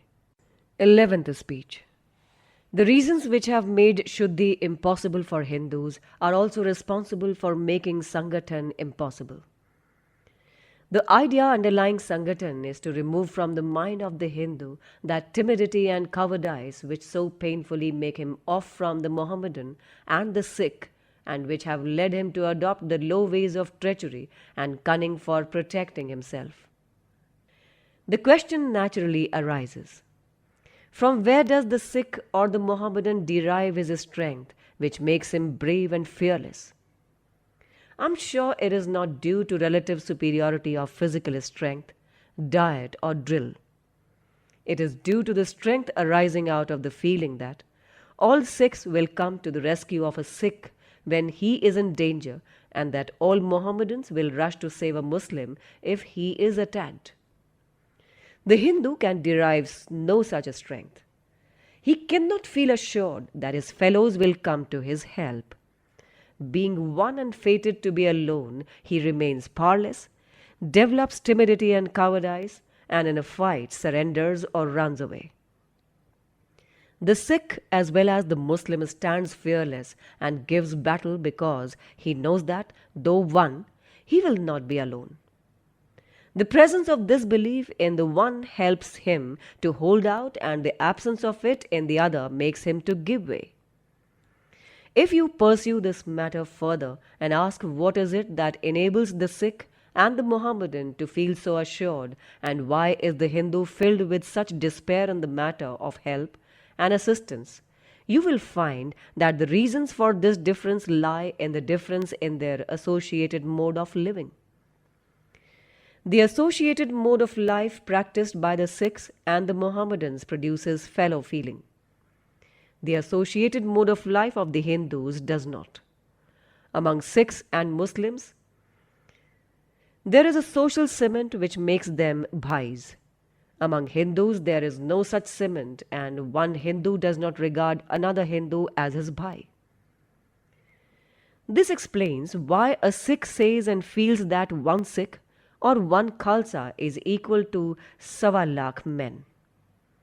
This explains why one Mohammedan is equal to a crowd of Hindus.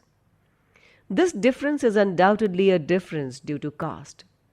So long as caste remains, there will be no Sangathan, and so long as there is no Sangathan, the Hindu will remain weak and meek. The Hindus claim to be a very tolerant people. In my opinion, this is a mistake. On many occasions, they can be intolerant, and if on some occasions they are tolerant, that is because they are too weak to oppose or too indifferent to oppose. This indifference of the Hindus has become so much a part of their nature that a Hindu will quite meekly tolerate an insult as well as a wrong. You see amongst them, to use the words of Morris, the great reading down the little, the strong heating down the weak, cruel men fearing not, kind men daring not, and wise men caring not. With the Hindu gods all forbearing, it is not difficult to imagine the pitiable condition of the wronged and the oppressed among the Hindus. Indifferentism is the worst kind of disease that can infect a people. Why is the Hindu so indifferent? In my opinion, this indifferentism is the result of caste system which has made Sangathan and cooperation even for a good cause impossible. 12th speech.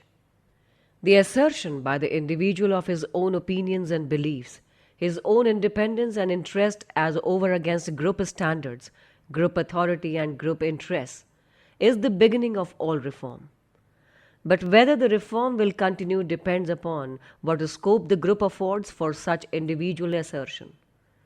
If the group is tolerant and fair-minded in dealing with such individuals, they will continue to assert and in the end succeed in converting their fellows.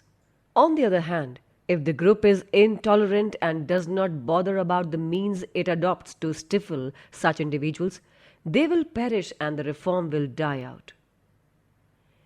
New caste has an unquestioned right to excommunicate any man who is guilty of breaking the rules of the caste, and when it is realized that excommunication involves a complete cessation of social intercourse, it will be agreed that, as a form of punishment, there is really little to choose between excommunication and death.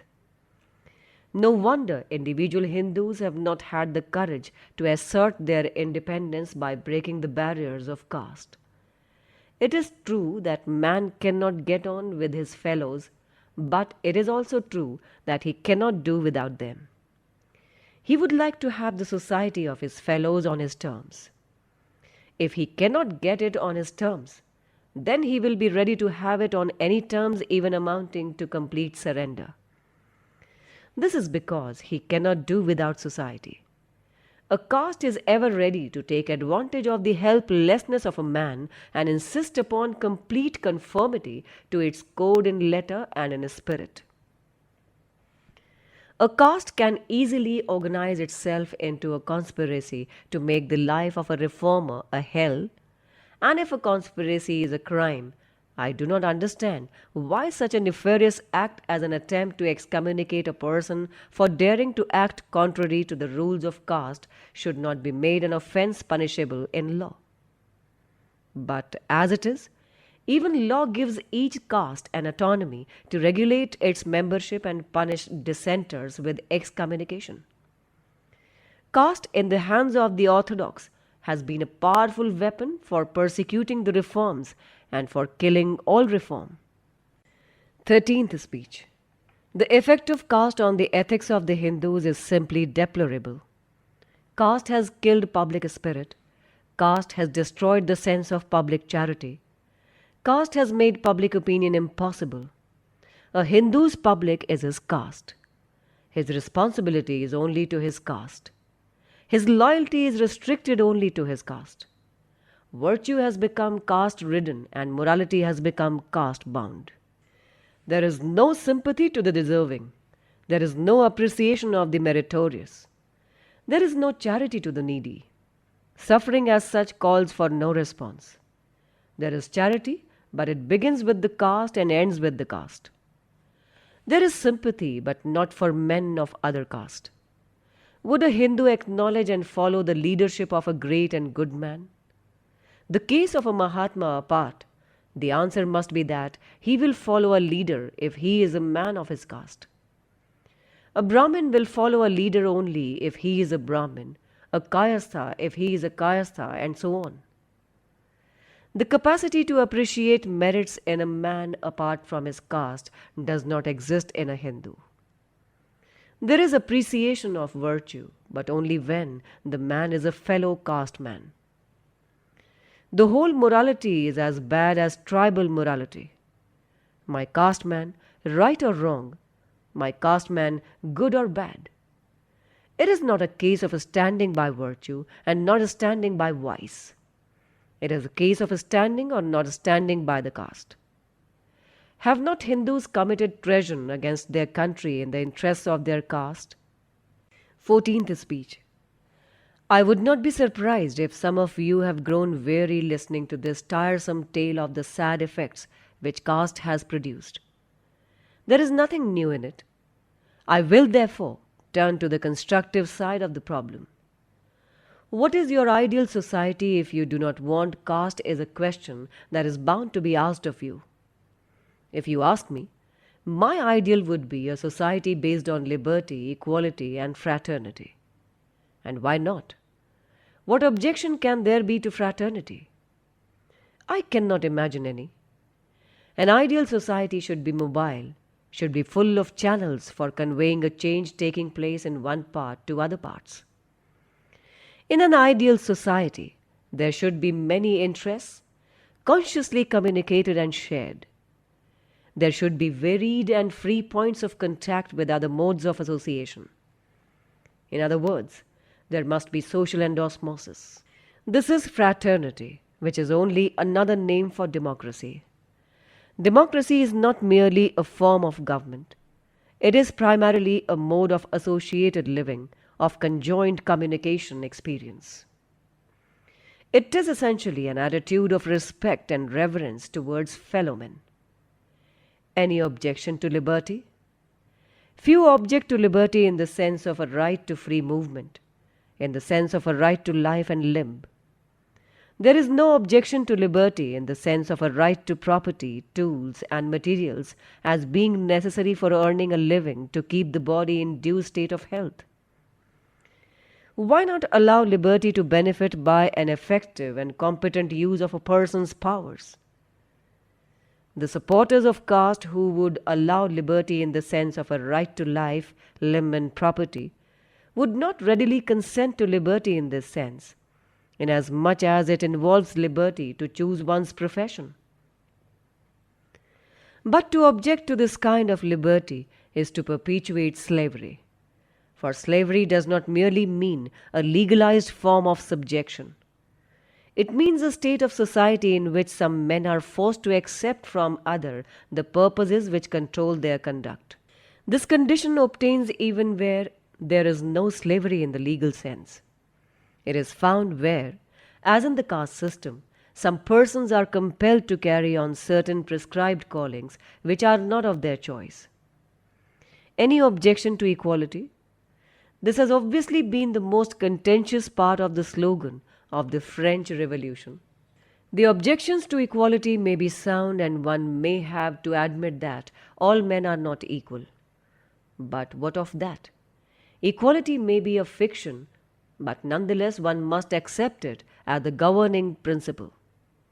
A man's power is dependent upon, number 1, physical heredity, number 2, social inheritance or endowment in the form of parental care, education, accumulation of scientific knowledge, everything which enables him to be more efficient than the savage, and finally, number 3, on his own efforts. In all these three respects, men are undoubtedly unequal. But the question is, shall we treat them as unequal because they are unequal? This is a question which the opponents of equality must answer. From the standpoint of the individualist, it may be just to treat men unequally so far as their efforts are unequal. It may be desirable to give as much incentive as possible to the full development of everyone's powers. But what would happen if men were treated unequally as they are in the first two respects?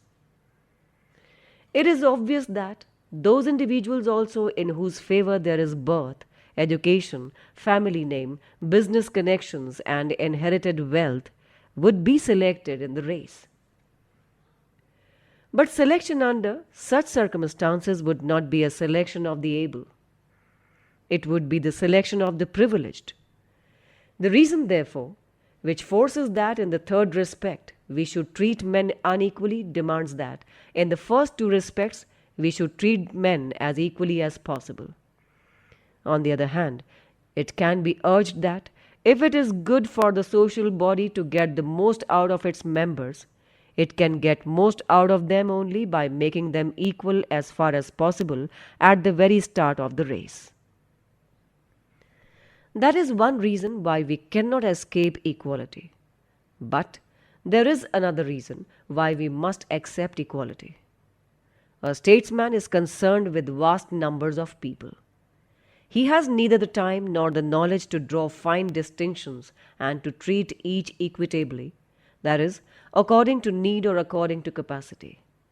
However desirable or reasonable an equitable treatment of men may be, humanity is not capable of assortment and classification.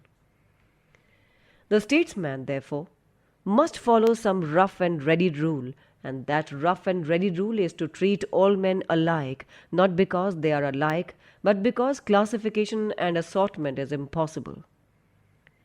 The doctrine of equality is glaringly fallacious, but taking all in all, it is the only way a statesman can proceed in politics, which is a severely practical affair and which demands a severely practical test. 15th, but there is a set of reformers who hold out a different ideal. They go by the name of the Arya Samajas, and their ideal of social organization is what is called Chaturvarnya, or the division of society into 4 classes instead of the 4,000 castes that we have in India. To make it more attractive and to disarm opposition, the protagonists of Chaturvarna take great care to point out that their Chaturvarnya is based not on birth but on guna, that is, worth. At the outset, I must confess that notwithstanding the worth basis of this Chaturvarnya, it is an ideal to which I cannot reconcile myself. In the first place, if under the Chaturvarnya of the Arya Samajas, an individual is to take his place in the Hindu society according to his worth, I do not understand why the Arya Samajas insist upon labeling men as Brahmin, Kshatriya, Vaishya and Shudra. A learned man would be honored without his being labeled a Brahmin. A soldier would be respected without his being designated a Kshatriya. If European society honors its soldiers and its servants without giving them permanent labels, why should Hindu society find it difficult to do so in a question which Arya Samajas have not cared to consider? There is another objection to the continuance of these labels. All reform consists in a change in the notions, sentiment, and mental attitudes of the people towards men and things. It is common experience that certain names become associated with certain notions and sentiments, which determine a person's attitude towards men and things. The names Brahmin, Kshatriya, Vaishya, and Shudra are names which are associated with a definite and fixed notion in the mind of every Hindu. So long as these names continue, Hindus will continue to think of the Brahmin, Kshatriya, Vaishya, and Shudra as hierarchical divisions of high and low, based on birth, and act accordingly. The Hindu must be made to unlearn all this. But how can this happen if the old labels remain and continue to recall to his mind old notions? If new notions are to be inculcated in the minds of the people, it is necessary to give them new names. To continue the old name is to make the reform futile. To allow this Chaturvarnya, based on worth, to be designated by such stinking labels of Brahmin, Kshatriya, Vaishya, Shudra, indicative of social divisions based on birth, is a snare. 10th speech. Whether the Hindu religion was or was not a missionary religion has been a controversial issue. Some hold the view that it was never a missionary religion. Others hold that it was. That the Hindu religion was once a missionary religion must be admitted. It could not have spread over the face of India if it was not a missionary religion. That today it is not a missionary religion is also a fact which must be accepted. The question, therefore, is not whether or not the Hindu religion was a missionary religion. The real question is, why did the Hindu religion cease to be a missionary religion? My answer is this. Hindu religion ceased to be a missionary religion when the caste system grew up among the Hindus. Caste is inconsistent with conversion. Inculcation of beliefs and dogmas is not the only problem that is involved in conversion. To find a place for the convert in the social life of the community is another and a much more important problem that arises in connection with conversion. That problem is where to place the convert, in what caste. It is a problem which must baffle every Hindu wishing to make aliens converts to his religion. Unlike the club, the membership of a caste is not open to all and sundry. The law of caste confines its membership to person born in the caste. Castes are autonomous, and there is no authority anywhere to compel a caste to admit a newcomer to its social life. Hindu society being a collection of castes, and each caste being a close corporation, there is no place for a convert. Thus it is the caste which has prevented the Hindus from expanding and from absorbing other religious communities. So long as castes remain, Hindu religion cannot be made a missionary religion, and Shuddhi will be both a folly and a futility. 11th speech. The reasons which have made Shuddhi impossible for Hindus are also responsible for making Sangathan impossible. The idea underlying Sangathan is to remove from the mind of the Hindu that timidity and cowardice which so painfully make him off from the Mohammedan and the Sikh, and which have led him to adopt the low ways of treachery and cunning for protecting himself. The question naturally arises, from where does the Sikh or the Mohammedan derive his strength which makes him brave and fearless? I am sure it is not due to relative superiority of physical strength, diet or drill. It is due to the strength arising out of the feeling that all Sikhs will come to the rescue of a Sikh when he is in danger, and that all Mohammedans will rush to save a Muslim if he is attacked. The Hindu can derive no such strength. He cannot feel assured that his fellows will come to his help. Being one and fated to be alone, he remains powerless, develops timidity and cowardice, and in a fight surrenders or runs away. The Sikh as well as the Muslim stands fearless and gives battle because he knows that, though one, he will not be alone. The presence of this belief in the one helps him to hold out, and the absence of it in the other makes him to give way. If you pursue this matter further and ask what is it that enables the Sikh and the Mohammedan to feel so assured, and why is the Hindu filled with such despair in the matter of help and assistance, you will find that the reasons for this difference lie in the difference in their associated mode of living. The associated mode of life practiced by the Sikhs and the Mohammedans produces fellow feeling. The associated mode of life of the Hindus does not. Among Sikhs and Muslims, there is a social cement which makes them bhais, Among Hindus, there is no such cement, and one Hindu does not regard another Hindu as his bhai. This explains why a Sikh says and feels that one Sikh or one Khalsa is equal to Sawa Lakh men. This explains why one Mohammedan is equal to a crowd of Hindus. This difference is undoubtedly a difference due to caste. So long as caste remains, there will be no Sangathan, and so long as there is no Sangathan, the Hindu will remain weak and meek.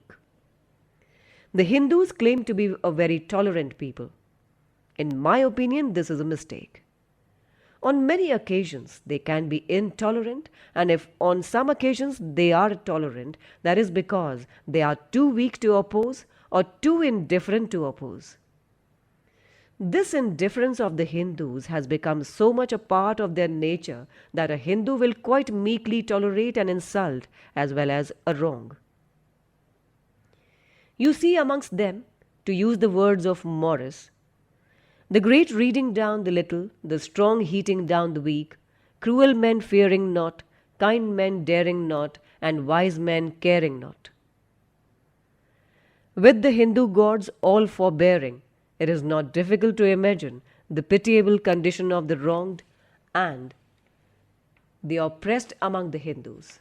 Indifferentism is the worst kind of disease that can infect a people. Why is the Hindu so indifferent?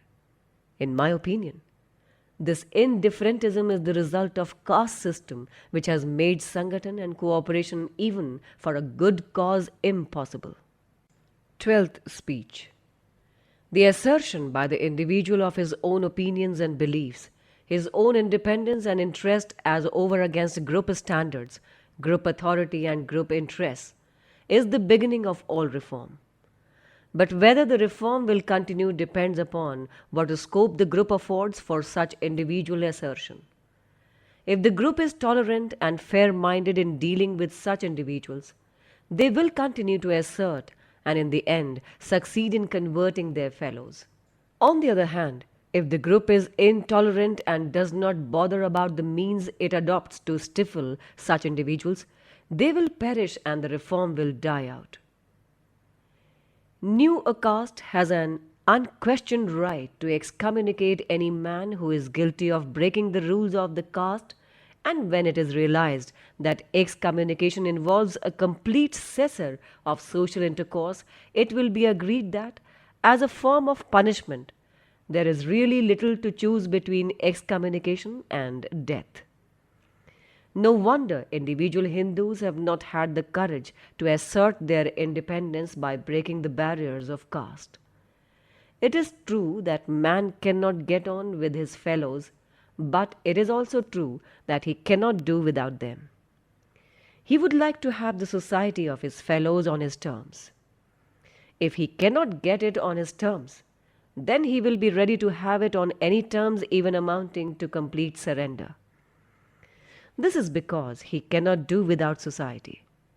A caste is ever ready to take advantage of the helplessness of a man and insist upon complete conformity to its code in letter and in spirit. A caste can easily organize itself into a conspiracy to make the life of a reformer a hell, and if a conspiracy is a crime, I do not understand why such a nefarious act as an attempt to excommunicate a person for daring to act contrary to the rules of caste should not be made an offense punishable in law. But as it is, even law gives each caste an autonomy to regulate its membership and punish dissenters with excommunication. Caste in the hands of the orthodox has been a powerful weapon for persecuting the reforms and for killing all reform. 13th speech. The effect of caste on the ethics of the Hindus is simply deplorable. Caste has killed public spirit. Caste has destroyed the sense of public charity. Caste has made public opinion impossible. A Hindu's public is his caste. His responsibility is only to his caste. His loyalty is restricted only to his caste. Virtue has become caste-ridden and morality has become caste-bound. There is no sympathy to the deserving. There is no appreciation of the meritorious. There is no charity to the needy. Suffering as such calls for no response. There is charity, but it begins with the caste and ends with the caste. There is sympathy, but not for men of other caste. Would a Hindu acknowledge and follow the leadership of a great and good man? The case of a Mahatma apart, the answer must be that he will follow a leader if he is a man of his caste. A Brahmin will follow a leader only if he is a Brahmin, a Kayastha if he is a Kayastha, and so on. The capacity to appreciate merits in a man apart from his caste does not exist in a Hindu. There is appreciation of virtue, but only when the man is a fellow caste man. The whole morality is as bad as tribal morality. My caste man, right or wrong, my caste man, good or bad. It is not a case of a standing by virtue and not a standing by vice. It is a case of a standing or not a standing by the caste. Have not Hindus committed treason against their country in the interests of their caste? 14th speech.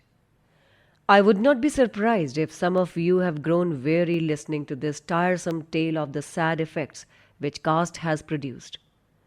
There is nothing new in it. I will therefore turn to the constructive side of the problem.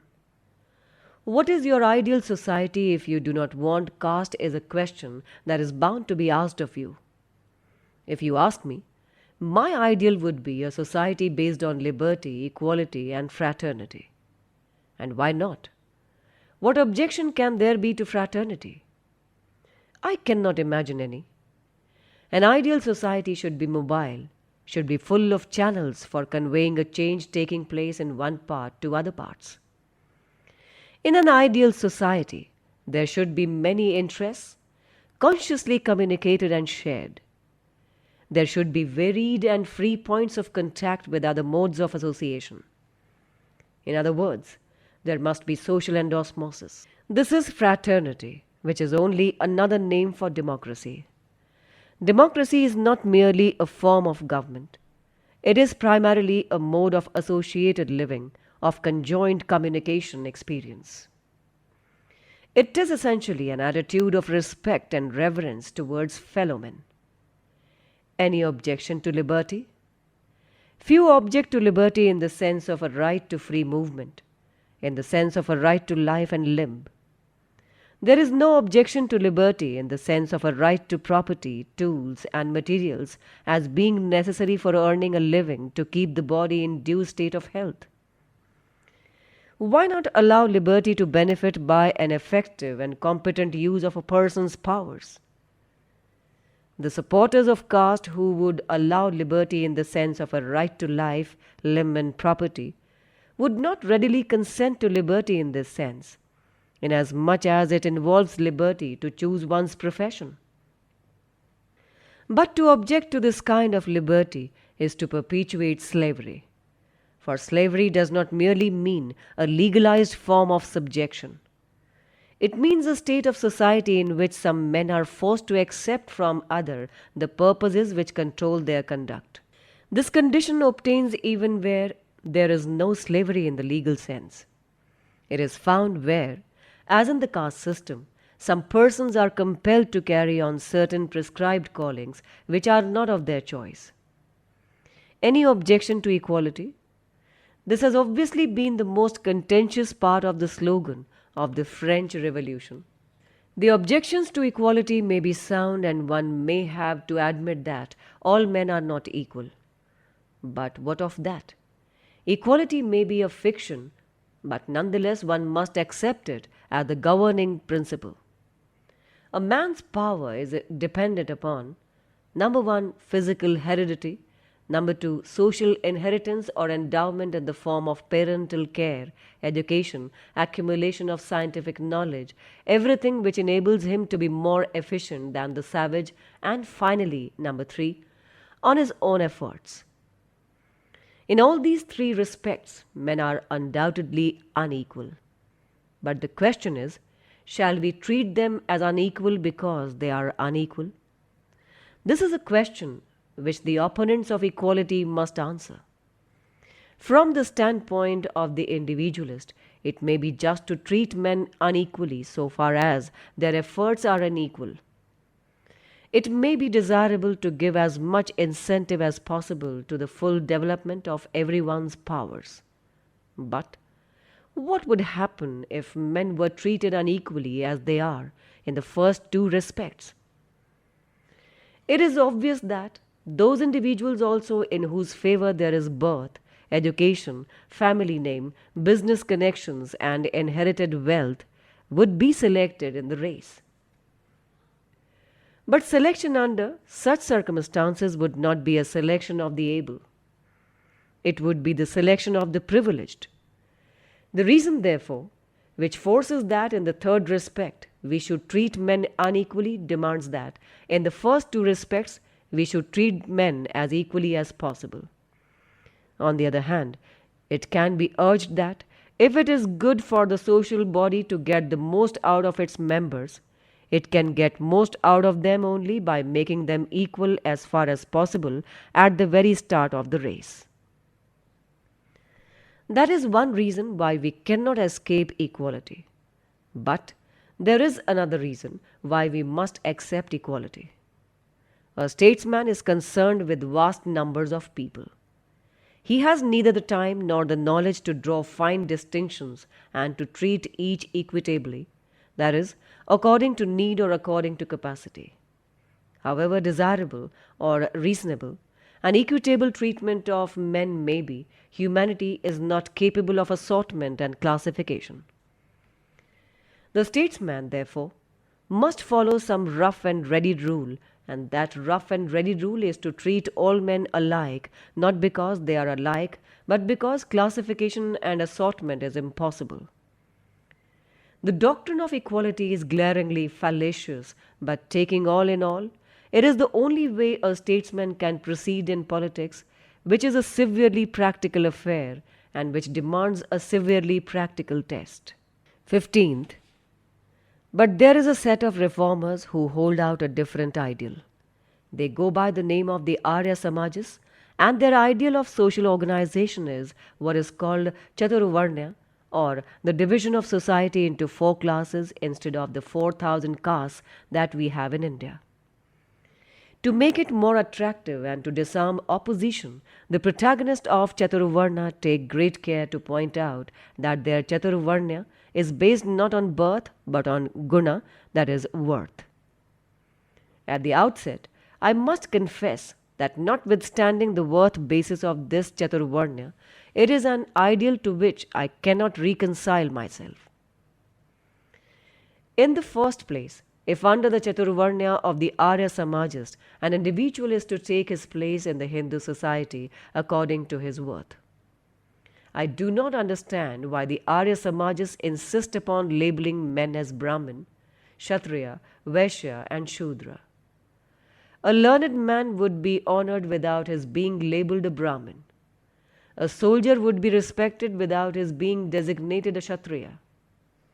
If European society honors its soldiers and its servants without giving them permanent labels, why should Hindu society find it difficult to do so in a question which Arya Samajas have not cared to consider? There is another objection to the continuance of these labels. All reform consists in a change in the notions, sentiment, and mental attitudes of the people towards men and things. It is common experience that certain names become associated with certain notions and sentiments, which determine a person's attitude towards men and things. The names Brahmin, Kshatriya, Vaishya, and Shudra are names which are associated with a definite and fixed notion in the mind of every Hindu. So long as these names continue, Hindus will continue to think of the Brahmin, Kshatriya, Vaishya, and Shudra as hierarchical divisions of high and low, based on birth, and act accordingly. The Hindu must be made to unlearn all this. But how can this happen if the old labels remain and continue to recall to his mind old notions? If new notions are to be inculcated in the minds of the people, it is necessary to give them new names. To continue the old name is to make the reform futile. to allow this Chaturvarnya based on worth to be designated by such stinking labels of Brahmin, Kshatriya, Vaishya, Shudra, indicative of social divisions based on birth, is a snare. Speech 16th. To me, this Chaturvarnya with its old labels is utterly repellent, and my whole being rebels against it. But I do not wish to rest my objection to Chaturvarnya on mere grounds of sentiments. There are more solid grounds on which I rely for my opposition to it. A close examination of this ideal has convinced me that, as a system of social organization, Chaturvarnya is impracticable, harmful, and has turned out to be a miserable failure. From a practical point of view, the system of Chaturvarnya raises several difficulties which its protagonists do not seem to have taken into account. The principle underlying caste is fundamentally different from the principle underlying Varna. Not only are they fundamentally different, but they are also fundamentally opposed. The former is based on worth. How are you going to compel people who have acquired a higher status based on birth without reference to their worth to vacate that status? How are you going to compel people to recognize the status due to a man in accordance with his worth who is occupying a lower status based on his birth? For this, you must first break up the caste system in order to be able to establish the Varna system. How are you going to reduce the 4,000 castes based on birth to the 4 Varnas based on worth?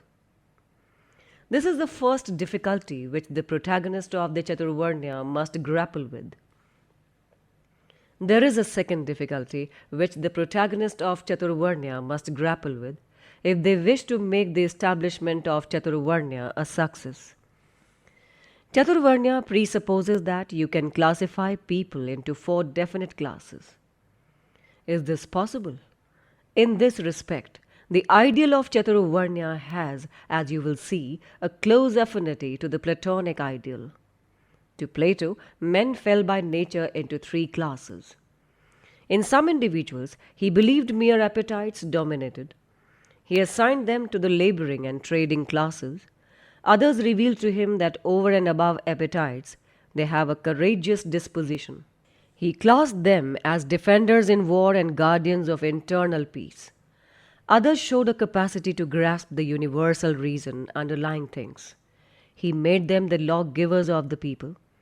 The criticism to which Plato's Republic is subject is also the criticism which must apply to the system of Chaturvarnya, insofar as it proceeds upon the possibility of an accurate classification of men into 4 distinct classes.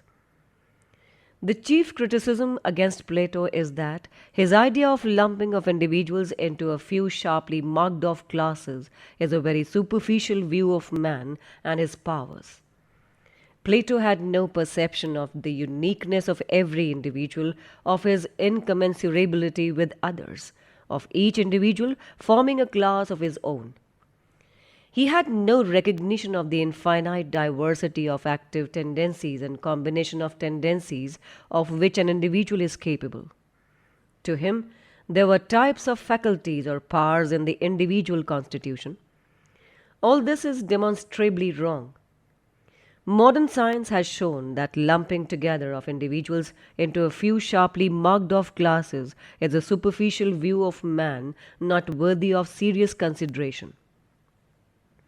Consequently, the utilization of the qualities of individuals is incompatible with their stratification by classes, since the qualities of individuals are so variable. Chaturvarnya must fail for the very reason for which Plato's Republic must fail, namely that it is not possible to pigeon men into holes according as he belongs to one class or the other. That is impossible to accurately classify people into 4 definite classes is proved by the fact that the original 4 classes have now become 4,000 castes.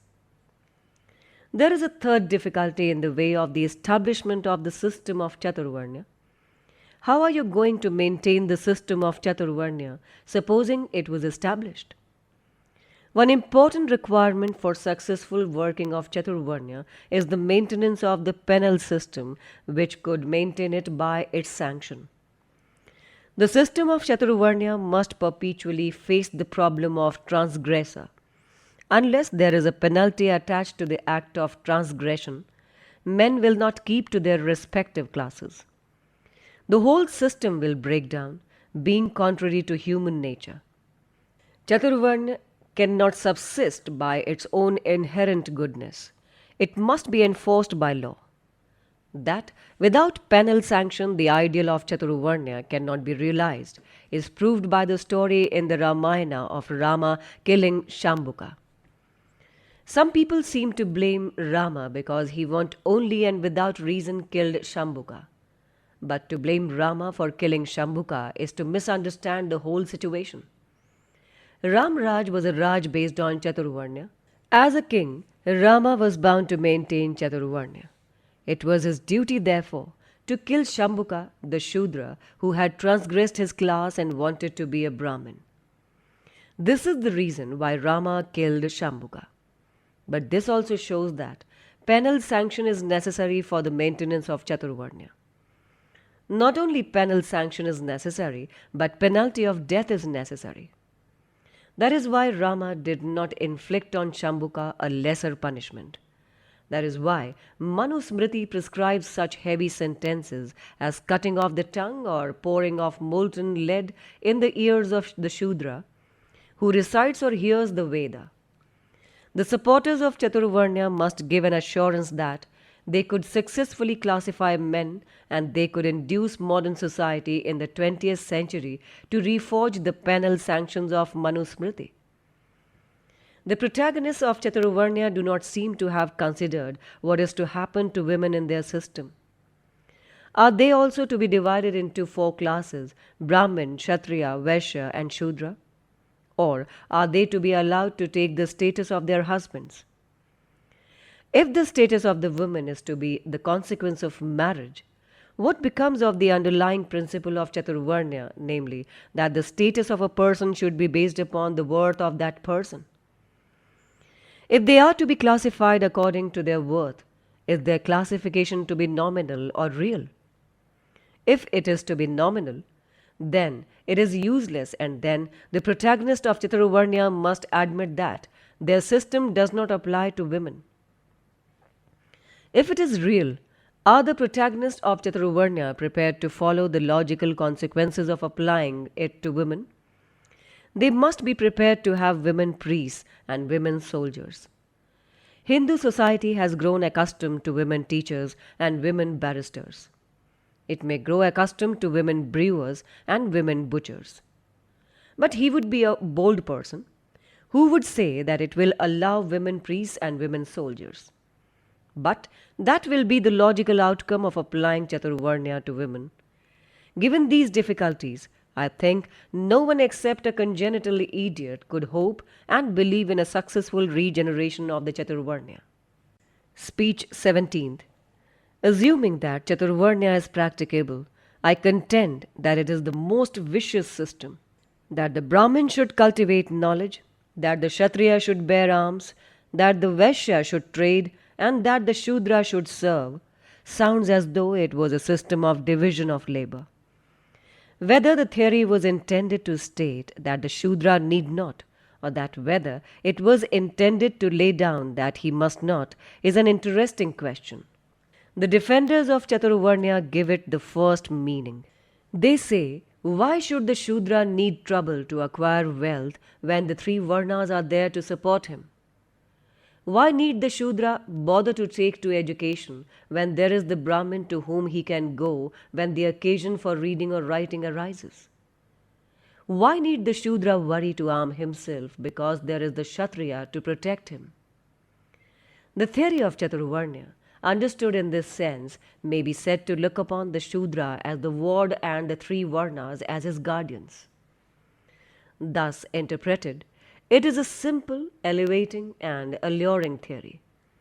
Assuming this to be the correct view of the underlying conception of Chaturvarnya, it seems to me that the system is neither foolproof nor knave-proof. What is to happen if the Brahmins, Vaishya and Shudras fail to pursue knowledge, to engage in economic enterprise and to be efficient soldiers, which are their respective functions? Contrariwise, suppose that they discharge their functions but flout their duty to the Shudra or to one another. What is to happen to the Shudra if the three classes refuse to support him on fair terms or combine to keep him down? Who is to safeguard the interests of the Shudra, or for the matter of that, of the Vaishya and Kshatriya, when the person who is trying to take advantage of his ignorance is the Brahmin? Who is to defend the liberty of the Shudra, and for the matter of that, of the Brahmin and the Vaishya, when the person who is robbing him of it is the Kshatriya? Interdependence of one class on another class is inevitable. Even dependence of one class upon another may sometimes become allowable. But why make one person depend upon another in the matter of his vital needs? Education everyone must have. Means of defense everyone must have. There are the paramount requirements of every man for his self-preservation.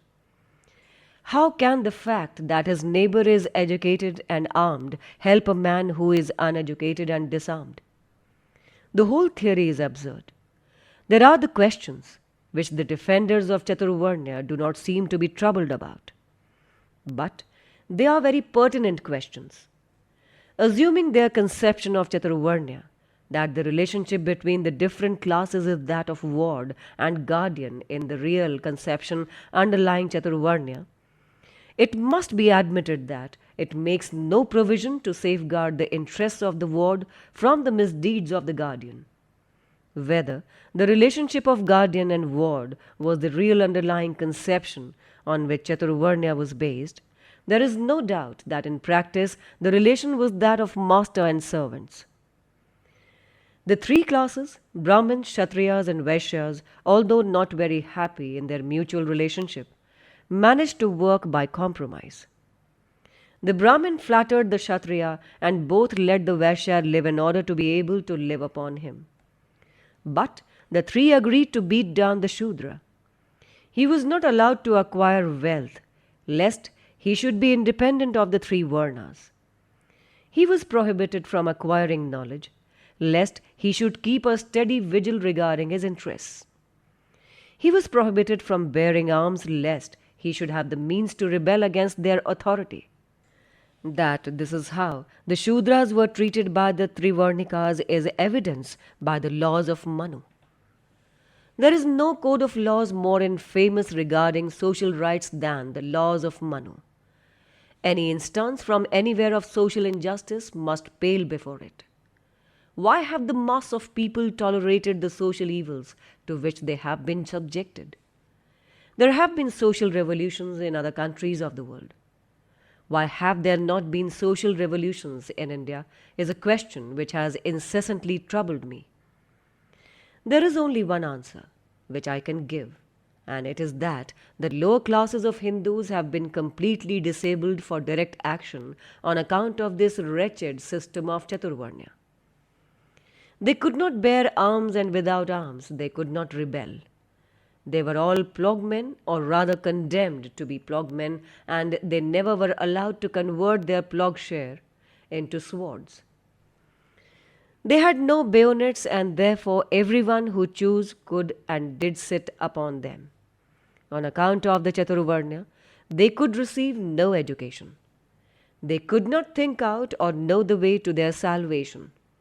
They were condemned to be lowly, and not knowing the way of escape, and not having the means of escape, they became reconciled to eternal servitude, which they accepted as their inescapable fate.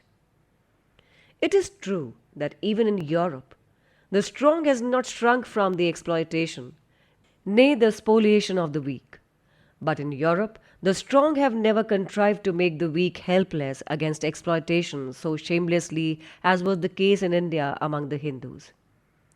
Social war has been raging between the strong and the weak far more violently in Europe than it has ever been in India. Yet, the weak in Europe has had in his freedom of military service his physical weapon, in suffering his political weapon, and in education his moral weapon. These three weapons for emancipation were never withheld by the strong from the weak in Europe. All these weapons were, however, denied to the masses in India by Chaturvarnya. There cannot be a more degrading system of social organization than the Chaturvarnya. It is the system which deadens, paralyzes, and cripples the people from helpful activity. This is no exaggeration. History bears ample evidence. There is only one period in Indian history which is a period of freedom, greatness, and glory. That is the period of the Maurya Empire. At all other times, the country suffered from defeat and darkness. But the Maurya period was a period when Chaturvarnya was completely annihilated, when the Shudras, who constituted the mass of the people, came into their own and became the rulers of the country. The period of defeat and darkness is the period when Chaturvarnya flourished to the domination of the greater part of the people of the country. Speech 18. Chaturvarnya is not new. It is as old as the Vedas. That is the one of the reason why we are asked by the Arya Samajas to consider its claims. Judging from the past as a system of social organization, it has been tried and it has failed. How many times have the Brahmins annihilated the seed of the Kshatriya? How many times have the Kshatriyas annihilated the Brahmins? The Mahabharata and the Puranas are full of incidents of this strife between the Brahmins and the Kshatriyas. They even quarreled over such petty questions as to who should salute first, as to who should give way first, the Brahmins or the Kshatriyas, when the two met in the street. Not only was the Brahmin an eyesore to the Kshatriya and the Kshatriya an eyesore to the Brahmin, it seems that the Kshatriyas had become tyrannical and the masses, disarmed as they were under the system of Chaturvarnya, were praying Almighty God for relief from their tyranny. The Bhagavad tells us very definitely that Krishna had taken avatar for one sacred purpose, and that was to annihilate the Kshatriyas. With these instances of rivalry and enmity between the different Varnas before us, I do not understand how anyone can hold out Chaturvarnya as an ideal to be aimed at, or as a pattern on which the Hindu society should be remodeled. Speech 19. I have dealt with those who are without you and whose hostility to your ideal is quite open. There appear to be others who are neither without you nor with you. I was hesitating whether I should deal with their point of view, but on further consideration, I have come to the conclusion that I must, and that for two reasons. Firstly, their attitude to the problem caste is not merely an attitude of neutrality, but is an attitude of armed neutrality. Secondly, they probably represent a considerable body of people. Of these, there is one set which finds nothing peculiar nor hideous in the caste system of the Hindus. Such Hindus cite the case of Muslims, Sikhs, and Christians and find comfort in the fact that they too have castes amongst them. In considering this question, you must at the outset bear in mind that nowhere is human society one single whole. It is always plural. In the world of action, the individual is one limit and society the other. Between them lie all sorts of associative arrangements of lesser and larger scope, families, friendship, cooperative associations, business combines, political parties, bands of thieves and robbers. These small groups are usually firmly welded together and are often as exclusive as castes. They have a narrow and intensive code, which is often antisocial. This is true of every society in Europe as well as in Asia. The question to be asked in determining whether a given society is an ideal society is not whether there are groups in it, because groups exist in all societies. The questions to be asked in determining what is an ideal society are: how numerous and varied are the interests which are consciously shared by the groups? How full and free is the interplay with other forms of associations? Are the forces that separate groups and classes more numerous than the forces that unite? What social significance is attached to this group life? Is its exclusiveness a matter of custom and convenience, or is it a matter of religion? It is in the light of these questions that one must decide whether caste among non Hindus is the same as caste among Hindus. If we apply these considerations to caste among Mohammedans, Sikhs, and Christians on the one hand, and to caste among Hindus on the other, you will find that caste among non Hindus is fundamentally different from caste among Hindus. First, the ties which consciously make the Hindus hold together are non existent, while among non Hindus there are many that hold them together. The strength of a society depends upon the presence of points of contact, possibilities of interaction between different groups which exist in it. These are what Carlyle calls organic filaments, that is, the elastic threads which help to bring the disintegrating elements together and to reunite them. There is no integrating force among the Hindus to counteract the disintegration caused by caste. While among the non Hindus, there are plenty of these organic filaments which bind them together. Again, it must be borne in mind that although there are castes among non Hindus, as there are among Hindus, caste has not the same social significance for non Hindus as it has for Hindus. Ask a Mohammedan or a Sikh who he is. He tells you that he is a Mohammedan or a Sikh, as the case may be. He does not tell you his caste, although he has one and you are satisfied with his answer. When he tells you that he is a Muslim, you do not proceed to ask him whether he is a Shia or a Sunni, Sheikh or a Sayyid, Khatik or a Pinjari. When he tells you he is a Sikh, you do not ask him whether he is Jat or Roda, Mazbi or Ramdasi. But you are not satisfied if a person tells you that he is a Hindu. You feel bound to inquire into his caste. Why? Because so essential is caste in the case of a Hindu that without knowing it, you do not feel sure what sort of a being he is. That caste has not the same social significance among non-Hindus as it has among Hindus is clear if you take into consideration the consequences which follow breach of caste. There may be castes among Sikhs and Mohammedans, but the Sikhs and the Mohammedans will not outcast a Sikh or a Mohammedan if he broke his caste. Indeed, the very idea of excommunication is foreign to the Sikhs and the Mohammedans. But with the Hindus, the case is entirely different. He is sure to be outcasted if he broke caste. This shows the difference in the social significance of caste to Hindus and non-Hindus. This is the second point of difference. But there is also a third and a more important one. Caste among the non-Hindus has no religious consecration, but among the Hindus, most decidedly it has. Among the non-Hindus, caste is only a practice, not a sacred institution. They did not originate it. With them, it is only a survival.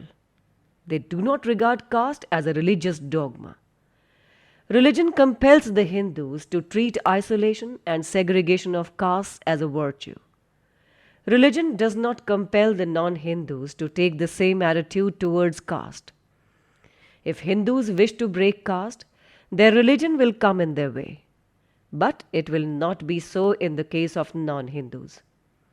It is, therefore, a dangerous delusion to take comfort in the mere existence of caste among non-Hindus, without caring to know what place caste occupies in their life and whether there are other organic filaments which subordinate the feeling of caste to the feeling of community. The sooner the Hindus are cured of this delusion, the better. The other set denies that caste presents any problem at all for the Hindus to consider. Such Hindus seek comfort in the view that the Hindus have survived and take this as a proof of their fitness to survive. This point of view is well expressed by Professor S. Radhakrishnan in his Hindu view of life. Referring to Hinduism, he says, "The civilization itself has not been a short-lived one. Its historic records date back for over 4,000 years, and even then it had reached a stage of civilization which has continued its unbroken, though at times slow and static, course until the present day. It has stood the stress and strain of more than 4 or 5 millenniums of spiritual thought and experience.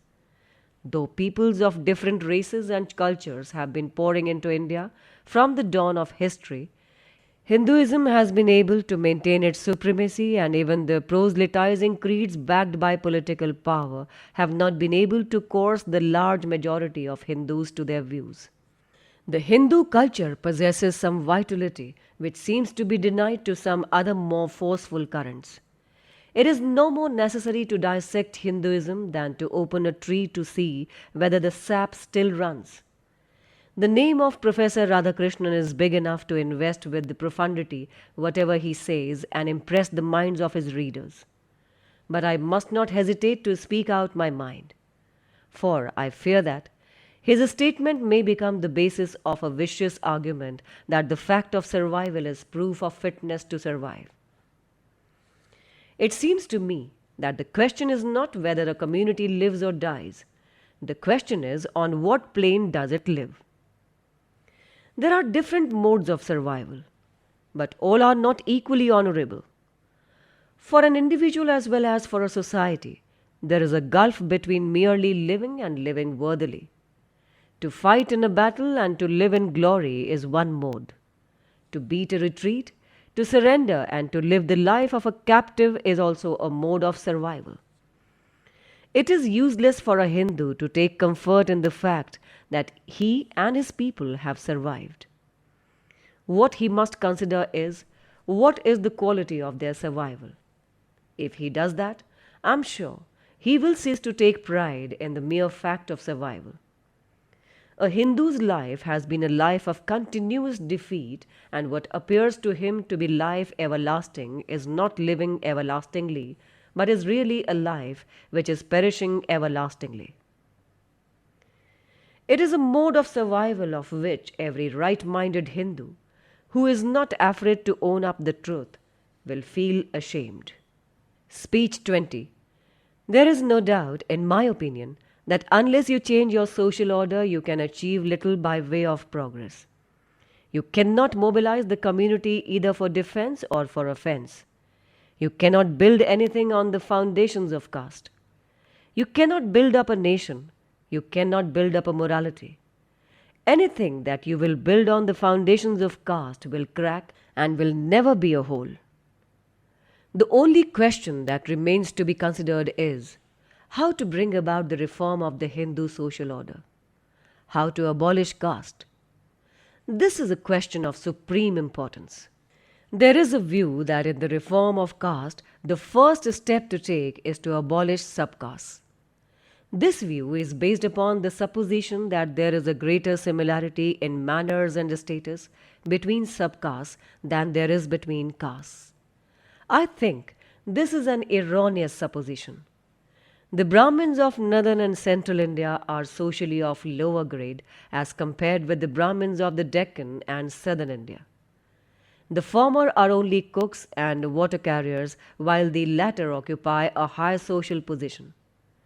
On the other hand, in northern India, the Vaishyas and Kayasthas are intellectually and socially on a par with the Brahmins of the Deccan and southern India. Again, in the matter of food, there is no similarity between the Brahmins of the Deccan and southern India, who are vegetarians, and the Brahmins of Kashmir and Bengal, who are non-vegetarians. On the other hand, the Brahmins of the Deccan and southern India have more in common so far as food is concerned with such non-Brahmins as the Gujaratis, Marwaris, Baniyas and Jains. There is no doubt that from the standpoint of making the transit from one caste to another easy, the fusion of the Kayasthas of northern India and the other non-Brahmins of southern India with the non-Brahmins of the Deccan and the Dravid country is more practicable than the fusion of the Brahmins of the south with the Brahmins of the north. But assuming that the fusion of subcastes is possible, what guarantee is there that the abolition of subcastes will necessarily lead to the abolition of castes? On the contrary, it may happen that the process may stop with the abolition of subcastes.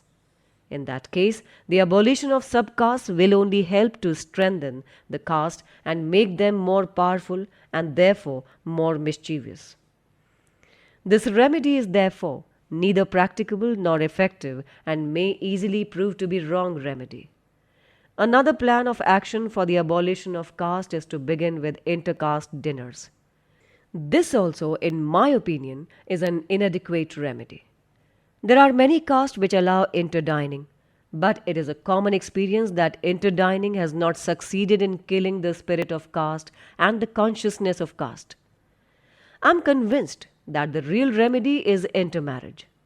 Fusion of blood can alone create the feeling of being kith and kin, and unless this feeling of kinship, of being kindred, becomes paramount, the separatist feeling, the feeling of being aliens, created by caste, will not vanish.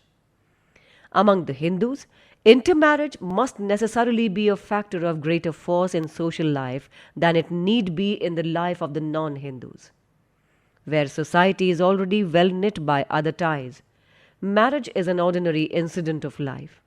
But where society cut asunder, marriage as a binding force becomes a matter of urgent necessity.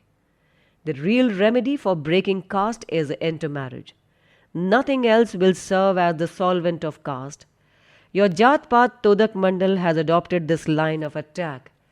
It is a direct and frontal attack, and I congratulate you upon a correct diagnosis and more upon your having shown the courage to tell the Hindus what is really wrong with them. Political tyranny is nothing compared to social tyranny, and a reformer who defies society is a much more courageous man than a politician who defies government. You are right in holding that caste will cease to be an operative force only when interdining and intermarriage have become matters of common course. You have located the source of the disease, but is your prescription the right prescription for the disease? Ask yourselves this question.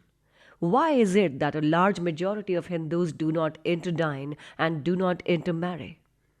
Why is it that your cause is not popular? There can be only one answer to this question, and it is that interdining and intermarriage are repugnant to the beliefs and dogmas which the Hindus regard as sacred. Caste is not a physical object like a wall of bricks or a line of barbed wire which prevents the Hindus from commingling and which has therefore to be pulled down. Caste is a notion, it is a state of the mind. The destruction of caste does not therefore mean the destruction of a physical barrier. It means a notional change. Caste may be bad. Caste may lead to conduct so gross as to be called man's inhumanity to man. All the same, it must be recognized that the Hindus observe caste not because they are inhuman or wrong-headed. They observe caste because they are deeply religious. People are not wrong in observing caste. In my view, what is wrong is their religion, which has inculcated this notion of caste. If this is correct, then obviously the enemy you must grapple with is not the people who observe caste, but the Shastras which teach them this religion of caste.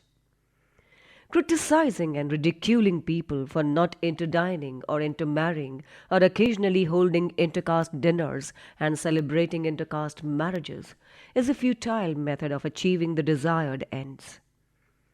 The real remedy is to destroy the belief in the sanctity of the Shastras. How do you expect to succeed if you allow the Shastras to continue to mold the beliefs and opinions of the people? Not to question the authority of the Shastras, to permit the people to believe in their sanctity and their sanctions, and to blame them and to criticize them for their acts as being irrational and inhuman is an incongruous way of carrying on social reform. Reformers working for the removal of untouchability, including Mahatma Gandhi, do not seem to realize that the acts of the people are merely the results of their beliefs inculcated upon their minds by the Shastras, and that people will not change their conduct until they cease to believe in the sanctity of the Shastras on which their conduct is founded. No wonder that such efforts have not produced any results. You also seem to be erring in the same way as the reformers working in the cause of removing untouchability. To agitate for and to organize intercaste dinners and intercaste marriages is like forced feeding brought about by artificial means. Make every man and woman free from the thraldom of the Shastras. Cleanse their minds of the pernicious notions founded on the Shastras, and he or she will interdine and intermarry without your telling him or her to do so. It is no use seeking refuge in quibbles. It is no use telling people that the Shastras do not say what they are believed to say, grammatically read or logically interpreted. What matters is how the Shastras have been understood by the people. You must take the stand that Buddha took. You must take the stand which Guru Nanak took. You must not only discard the Shastras, you must deny their authority, as did Buddha and Nanak. You must have courage to tell the Hindus that what is wrong with them is their religion. The religion which has produced in them this notion of the sacredness of caste. Will you show that courage? Speech 21. What are your chances of success? Social reforms fall into different species. There is a species of reform which does not relate to the religious notion of people, but is purely secular in character. There is also a species of reform which relates to the religious notions of people. Of such a species of reform, there are two varieties.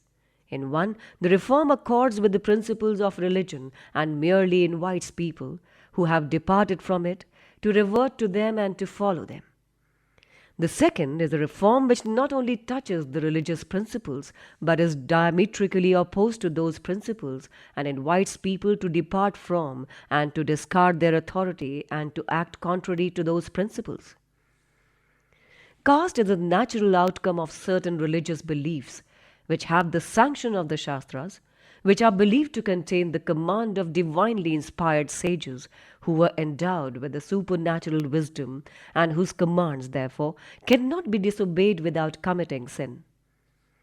The destruction of caste is a reform which falls under the third category. To ask people to give up caste is to ask them to go contrary to their fundamental religious notions. It is obvious that the first and second species of reform are easy.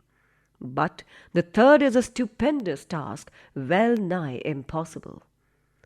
The Hindus hold to the sacredness of the social order. Caste has a divine basis. You must therefore destroy the sacredness and divinity with which caste has become invested. In the last analysis, this means you must destroy the authority of the Shastras and the Vedas. I have emphasized this question of the ways and means of destroying caste because I think that knowing the proper ways and means is more important than knowing the ideal. If you do not know the real ways and means, all your shots are sure to be misfires.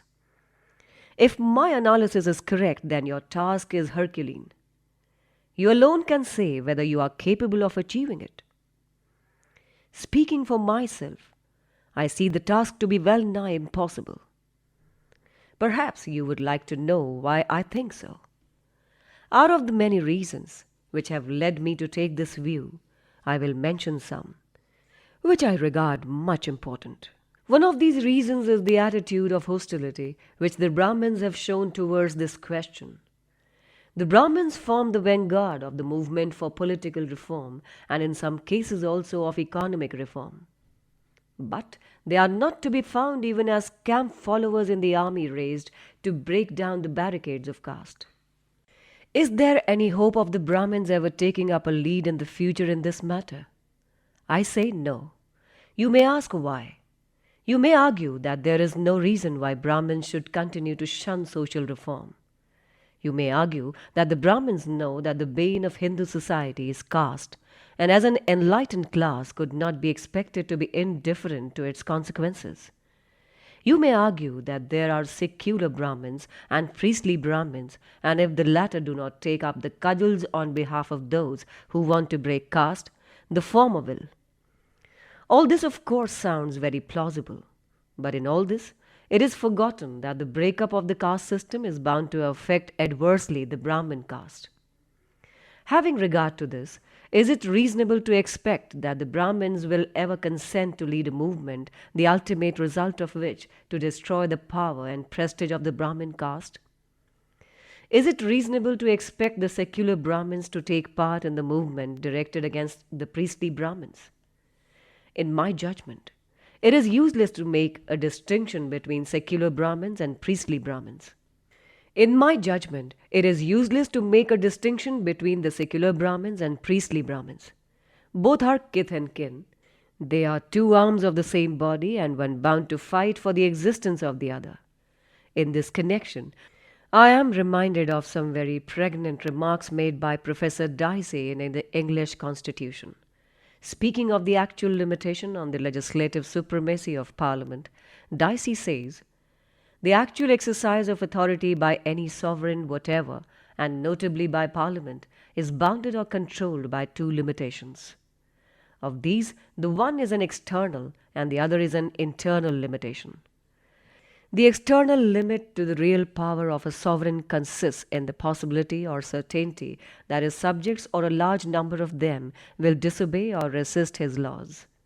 The internal limit to the exercise of sovereignty arises from the nature of the sovereign power itself. Even a despot exercises his powers in accordance with his character, which is itself molded by the circumstance under which he lives, including under that head the moral feelings of the time and the society to which he belongs. The Sultan could not, if he would, change the religion of the Mohammedan world, but even if he could do so, it is in the very highest degree improbable that the head of the Mohammedanism should wish to overthrow the religion of Muhammad. The internal check on the exercise of the Sultan's power is at least as strong as the external limitation. People sometimes ask the idle question, why the Pope does not introduce this or that reform? The true answer is that a revolutionist is not a kind of man who becomes a pope, and that a man who becomes a pope has no wish to be a revolutionist. I think these remarks apply equally to the Brahmins of India, and one can say with equal truth that if a man who becomes a pope has no wish to become a revolutionary, a man who is born a Brahmin has much less desire to become a revolutionary. Indeed, to expect a Brahmin to be a revolutionary in matters of social reform is as idle as to expect the British Parliament, as was said by Leslie Stephen, to pass an act requiring all blue-eyed babies to be murdered. Some of you will say that it is a matter of small concern whether the Brahmins come forward to lead the movement against caste or whether they do not. To take this view is, in my judgment, to ignore the part played by the intellectual class in the community. Whether you accept the theory of the great man as the maker of history, or whether you do not, this much you will have to concede, that in every country the intellectual class is the most influential class, if not the governing class. The intellectual class is the class which can foresee. It is the class which can advise and give lead. In no country does the mass of the people live the life of intelligent thought and action. It is largely imitative and follows the intellectual class. There is no exaggeration in saying that the entire destiny of a country depends upon its intellectual class. If the intellectual class is honest, independent, and disinterested, it can be trusted to take the initiative and give a proper lead when a crisis arises. It is true that intellect by itself is no virtue.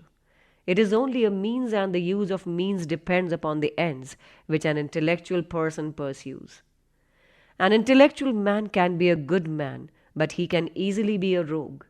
Similarly, an intellectual class may be a band of high-souled persons, ready to help, ready to emancipate erring humanity, or it may easily be a gang of crooks, or a body of advocates of a narrow clique from which it draws its support. You may think it a pity that the intellectual class in India is simply another name for the Brahmin caste. You may regret that the two are one, that the existence of the intellectual class should be bound with one single caste, that this intellectual class should share the interest and the aspirations of that Brahmin caste, which has regarded itself the custodian of the interest of that caste, rather than of the interests of the country. All this may be very regrettable, but the fact remains that the Brahmins form the intellectual class of the Hindus. It is not only an intellectual class, but it is a class which is held in a great reverence by the rest of the Hindus. The Hindus are taught that the Brahmins are Bhudevas, that is, God on earth. Varnanam Brahmana, Guru. The Hindus are taught that Brahmins alone can be their teachers. Manu says, if it be asked how it should be with respect to points of the Dharma, which have not been especially mentioned, the answer is that which Brahmins who are Shishtas propound shall doubtless have legal force. Anamna teshu dharmeshu katham syaditi ched bhavet yam shishta brahmana bruyuhu sa dharmah syad shankitah. When such an intellectual class, which holds the rest of the community in its grip, is opposed to the reform of caste, the chances of success in a movement for the breakup of the caste